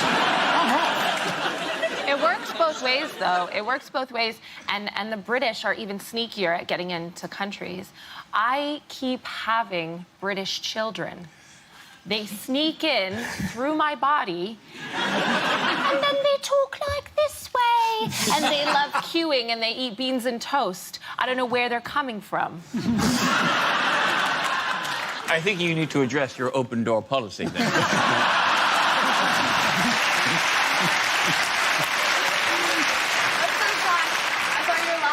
At me a couple seconds ago, but you just thought of that and were laughing at yourself and waiting to say it. I'm really quite pleased with myself. To be honest, he's still laughing at potato wedge. He's on a bit of a run at the moment. When Farage made these racist comments about Romanians on LBC, he blamed the fact that he was tired. And you're thinking, well, if tiredness is an excuse for racism, the Metropolitan Police must be bloody knackered, mustn't they? The other one he said was he felt uncomfortable on train. You get on a train out of London and he would hear foreign languages being spoken. And you kind of go, if you're in the train out of London and the ticket officer came on and suddenly started going, Verkarten bitte! Wo ist deine Papieren? Wo ist deine Papieren? You would wake up and go, it was all a dream! We didn't win the war! Oh, no! Was that just an excuse to show off your variety of accents? I have lots of accents. It's very, very good. Maybe you'd like to hear my Spanish accent. Hola, ¿qué tal? It's beautiful. It's very good. The issue that I have is that, UKIP sort of attracting votes from sort of the elderly. That this is sort of who are increasingly supporting them. And the thing is that you get worried because you think, well, I've sort of had more racist experiences from elderly people, and you can sort of understand how this comes about. But I actually think that elderly people should just be allowed to be racist because, they've got enough shit going on in their lives, without having to re-educate themselves. Do you know what I mean? I've pissed myself, I've got 2 false hips, and now I can't say darky. It's... I'm quite happy to make him feel comfortable, bump into an elderly person, just give him the old wobble head to make him feel all right.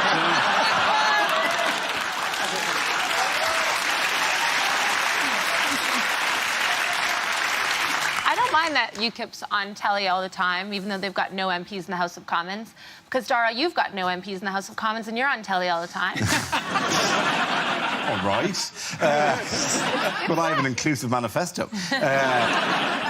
Moving on, which top Tories have angered David Cameron this week? his children. No. Probably have. It's Michael Gove. It is Michael Gove and... Theresa May. Yes, and Theresa May. Yeah. Who, actually, yes. It does look like... Say sorry to your sister. Say sorry to your sister. You are not getting any tea until you say sorry to your sister.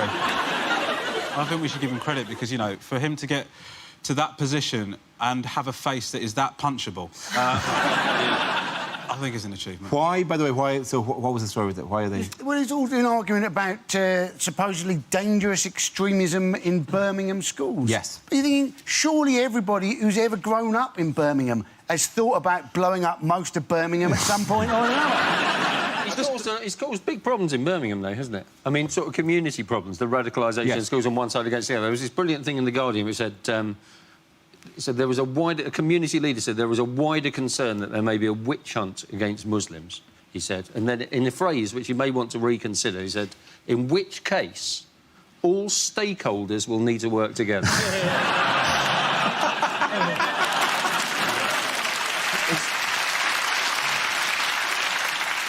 It's not nice, though, to have another culture imposed on you at school. I remember when I was rushed to hospital with 80% Chinese burns.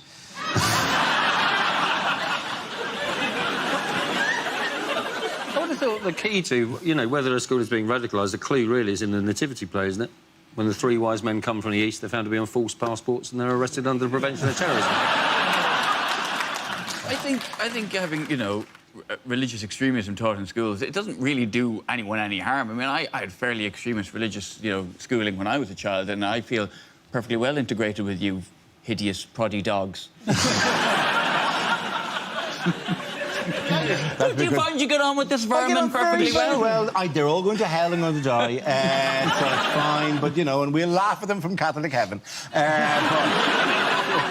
And what's suggested to be made for Ofsted inspectors? How should they change the way they do this because of this? They said that they were going to have dawn raids, which I thought was probably unlikely to yield many results, given that schools don't open at dawn. Just breaking a door and just like a janitor just... What are you doing? We don't open for another 2 hours. He was raising a gondola. Is this doing the more canals in Venice? More canals in Venice, Birmingham. This is how janitors get to work in Birmingham. They ride the canal. At the end of that round, the points go to Romesh, Catherine and Andy.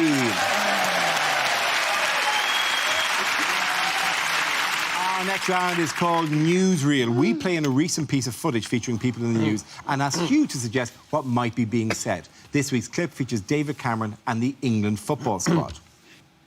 Oh, good morning. You must be Roy Hodgson, that's right, yes. But I'm the Prime Minister. I'm not quite sure why I'm here. My driver dropped me off this morning. I was hoping you might be able to elucidate for me. Well, certainly. We're heading off to the jungle very, very soon, and...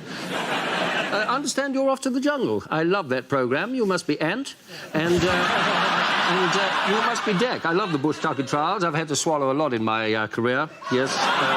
Pride, mainly, at the European elections. No, I think we've misunderstood, Prime Minister. It's football. This is Daniel Sturridge, our centre-forward. Lovely to meet you. No idea who you are. So tell me, what will the crowds be like at the World Cup? Well, Brazilians, mainly. How will you know? Will they not be wearing shorts? Who did you say you were, mate? Ricky Lambert. No, doesn't ring any bells. 1, 2, 9, 12, 22. No, that doesn't work. No. Anyway, there I was. I slept and Demba Ba scored, so that was it for the Premiership, yeah. No, I saw that. That was hilarious. Yeah, well, at least we didn't come 7th, eh? You words. So, Wayne... what do you reckon to Great? What do you reckon to Costa Rica? Well, I like them, but I normally go to Cafe Nero. Yeah. This is what happens when they score. You just drop to the halfway line, you go this way to abuse the referee, and then this way to tell the linesman to fuck off. So, very good, James, very good, but just tell me one thing. Does my paunch look big in this? Anyway, here we go. That's me, Ricky Lambert. Pass the ball to Ricky. Ricky's ball. Ricky, I'm Ricky Lambert here. I'm here on merit. Ricky Lambert, pass the ball. I'll show you what I can do. Right? Oh, bollocks. Well done here.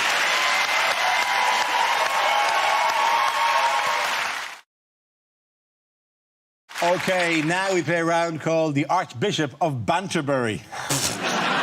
This game involves Ramesh and Milton, so if you could make your way to the performance area, please. This round is a stand-up challenge. I launch the wheel of news, and whoever chooses to stop, one of our performers must step forward and talk about that subject. The winner is whoever I think is the funniest, OK? Here we go. Let's spin the wheel.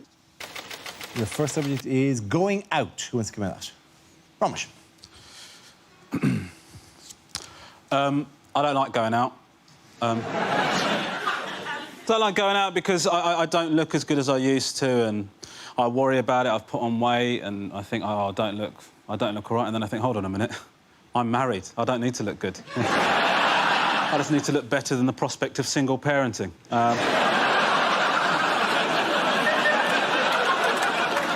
And I think I've got that in the tank, you know what I mean? I went out a while ago, and I was out with my friends. We're all in our 30s. We look like awful tribute acts of us in our 20s, and there's guys there that are in their 20s looking ripped and amazing, and I'm thinking, are they going to make us feel bad? Are they going to make us feel awkward? Are they going to make us feel like we're stepping on their turf? And the truth is, they ignore us.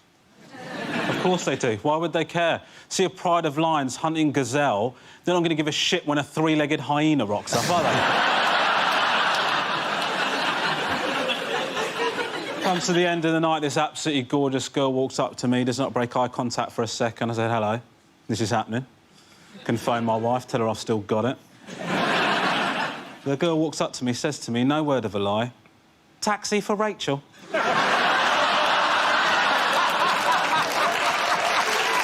Thank you very much, Ramesh. That leaves us with Milton. Let's see what topic you've been left with. Let's spin the wheel. The topic is romance.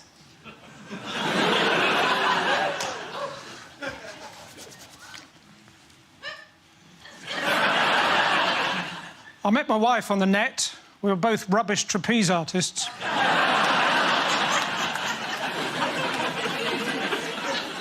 Terrible, isn't it, when someone doesn't want to live with you anymore? Part of you is thinking, I don't think you're going to survive in the real world. Another part of you is thinking, well, at least I'll be rid of your drunken arguing. Ladies and gentlemen, we need to let the Scottish people go.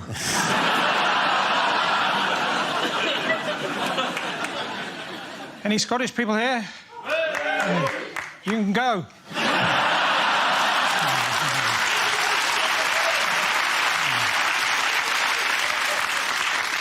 A girl came up to me the other day, started going, foot loose, then her foot fell off.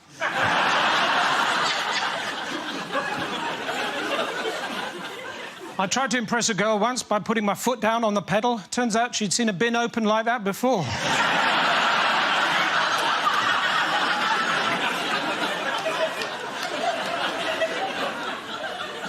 A girl came up to me once, she said, you know, I can tell someone's personality by what kind of car they drive. I said, I haven't got one.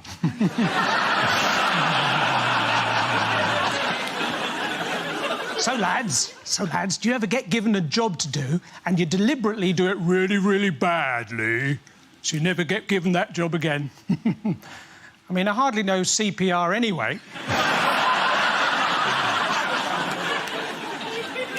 My wife's giving me the silent treatment at the moment, lying there day after day, beginning to smell a bit now.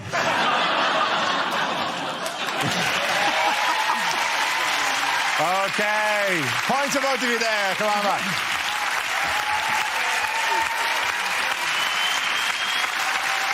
All right, the next round is called If This Is the Answer, What is the Question? On the board are 6 categories. Catherine, which category would you like? Sport. OK, your category is sport. And the answer is 32 days. What is the question? Is it at what age was Ramesh able to achieve a full beard? It's a celebration. It's a celebration of your culture. Is it, according to the people I recently bought a couch from, how long is 10 working days? Is it due to BBC budget cuts? How far into the future is Doctor Who going to be travelling in the next series? How long was my friend Lee in hospital when we saw the sign for Burnley? Is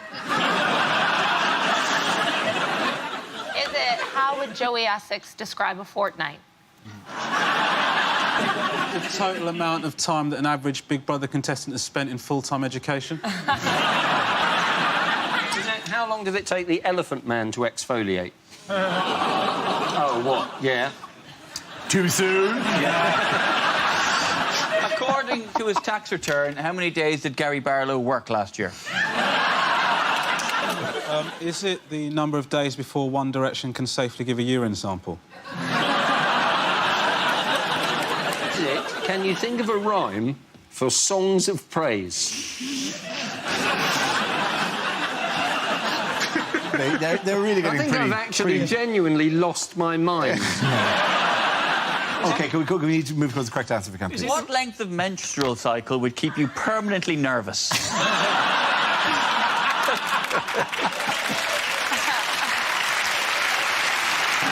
it how long the World Cup is going to last? Yes, it is. Very, very good. Thank you very much, Catherine.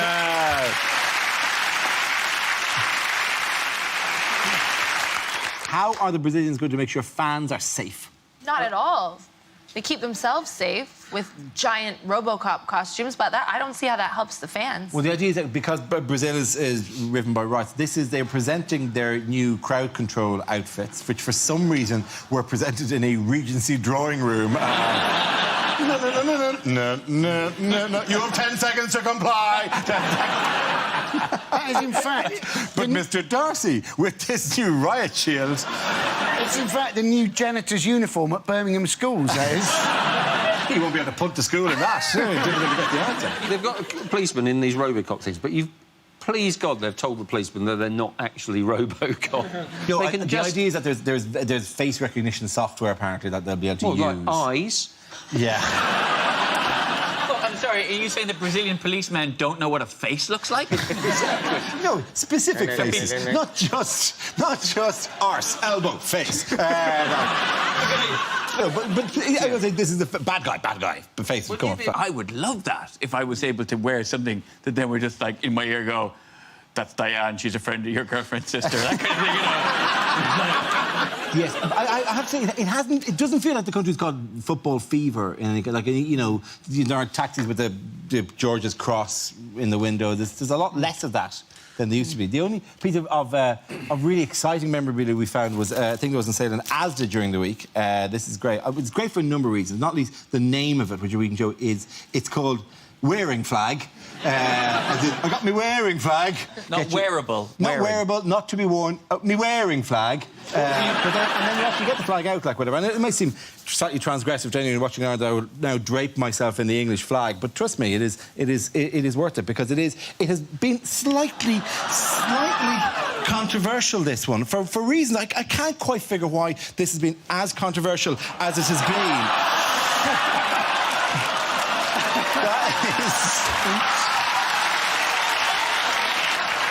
I can't see any kind of negative connotations with this at all. I'll tell you what, that Gandalf's let himself go, hasn't he? Ramesh, if you're walking down the street and a number of men, enthusiastic English supporters, happen to be walking down the street towards you, they'd just been to Asda, they'd also bought the burnable lawn crosses, it's bizarre. Oh, you'll find the Death Star will be quite operational when your friends arrive. Sorry. That's fantastic. The thing is so difficult is you look racist, but you look so adorable. What would help is if you had a flake sticking out. OK, at the end of that round, the points go to Ed, Hugh and Milton.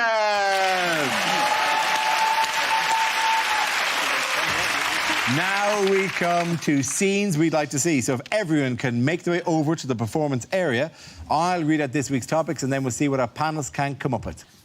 OK, here we go. The first subject is things you wouldn't hear during an election campaign. I know we didn't follow through on all that bollocks we said before, but this time we really mean it. We in the Green Party think we've had a cracking election. Nobody's voted for us, but they've put all the election literature from us in the correct recycling bin.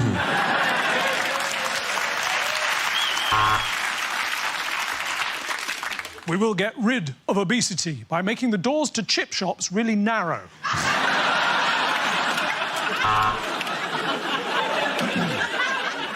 I visited a factory today, and the man let me ride on the forklift. It was good.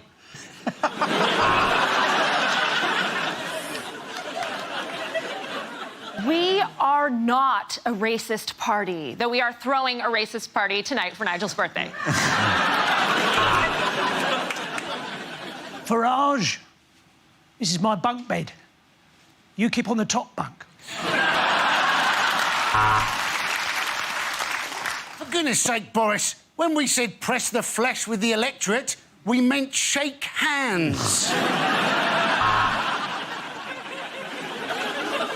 I'm probably going to vote Lib Dem.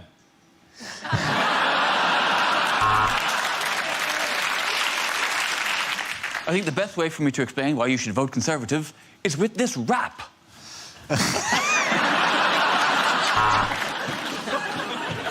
Nick Clegg has demanded a recount. Here we go. 1. Happy now?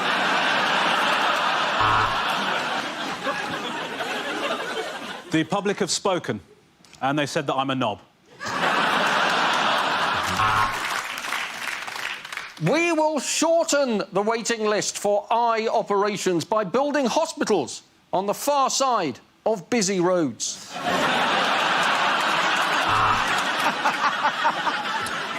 We plan to replace the glass ceiling for women with something much easier to clean.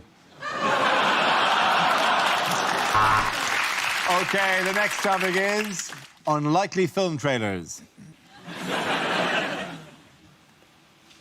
One man fights his greatest peril. Laryngitis.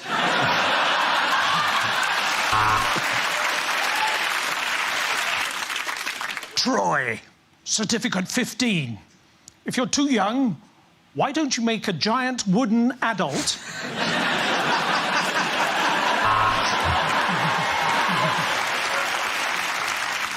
Jennifer Aniston and Adam Sandler in. Well, don't matter, does it? It's going to be shit anyway.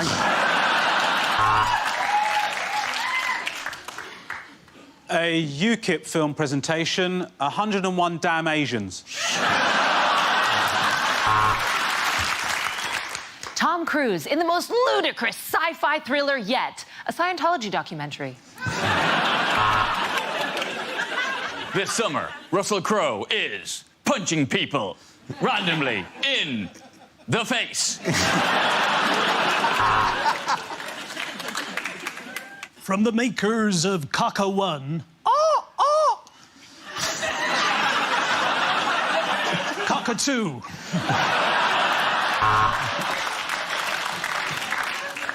Do you want to build a snowman? Do you want to have the words to let it go in your head all the time until you die? Then come see Frozen. I dare you. Thor. You'll be amazed at how many problems can be solved by a big man with a massive hammer.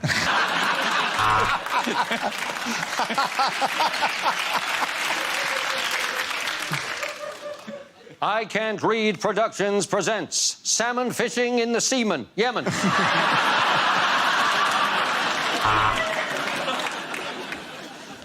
Look, an ancient African city. From the makers of Timbuk 1.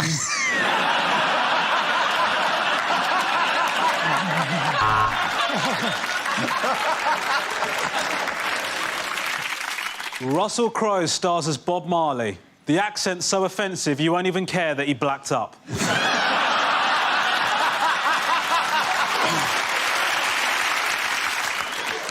No, this isn't the day the Earth stood still. It's just that you're in Norfolk.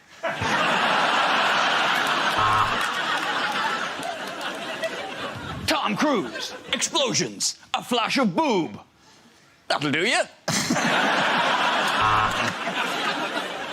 Despicable Me 3, now starring as the arch-villain Gru, Dara O'Brien.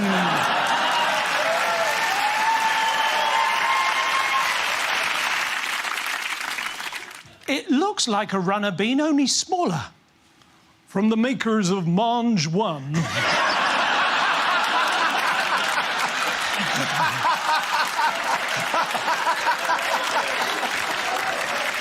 I only told you to blow the bloody door off. In cinemas now, the Oscar Pistorius story. At the end of that round, the points go to Ed, Hugh and Milton.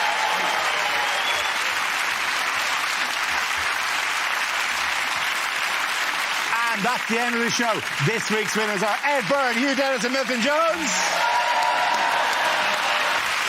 Commiserations to Andy Parsons, Catherine Ryan and Ramesh Ranganathan. Thank you for watching. I'm Dara Breen. Good night.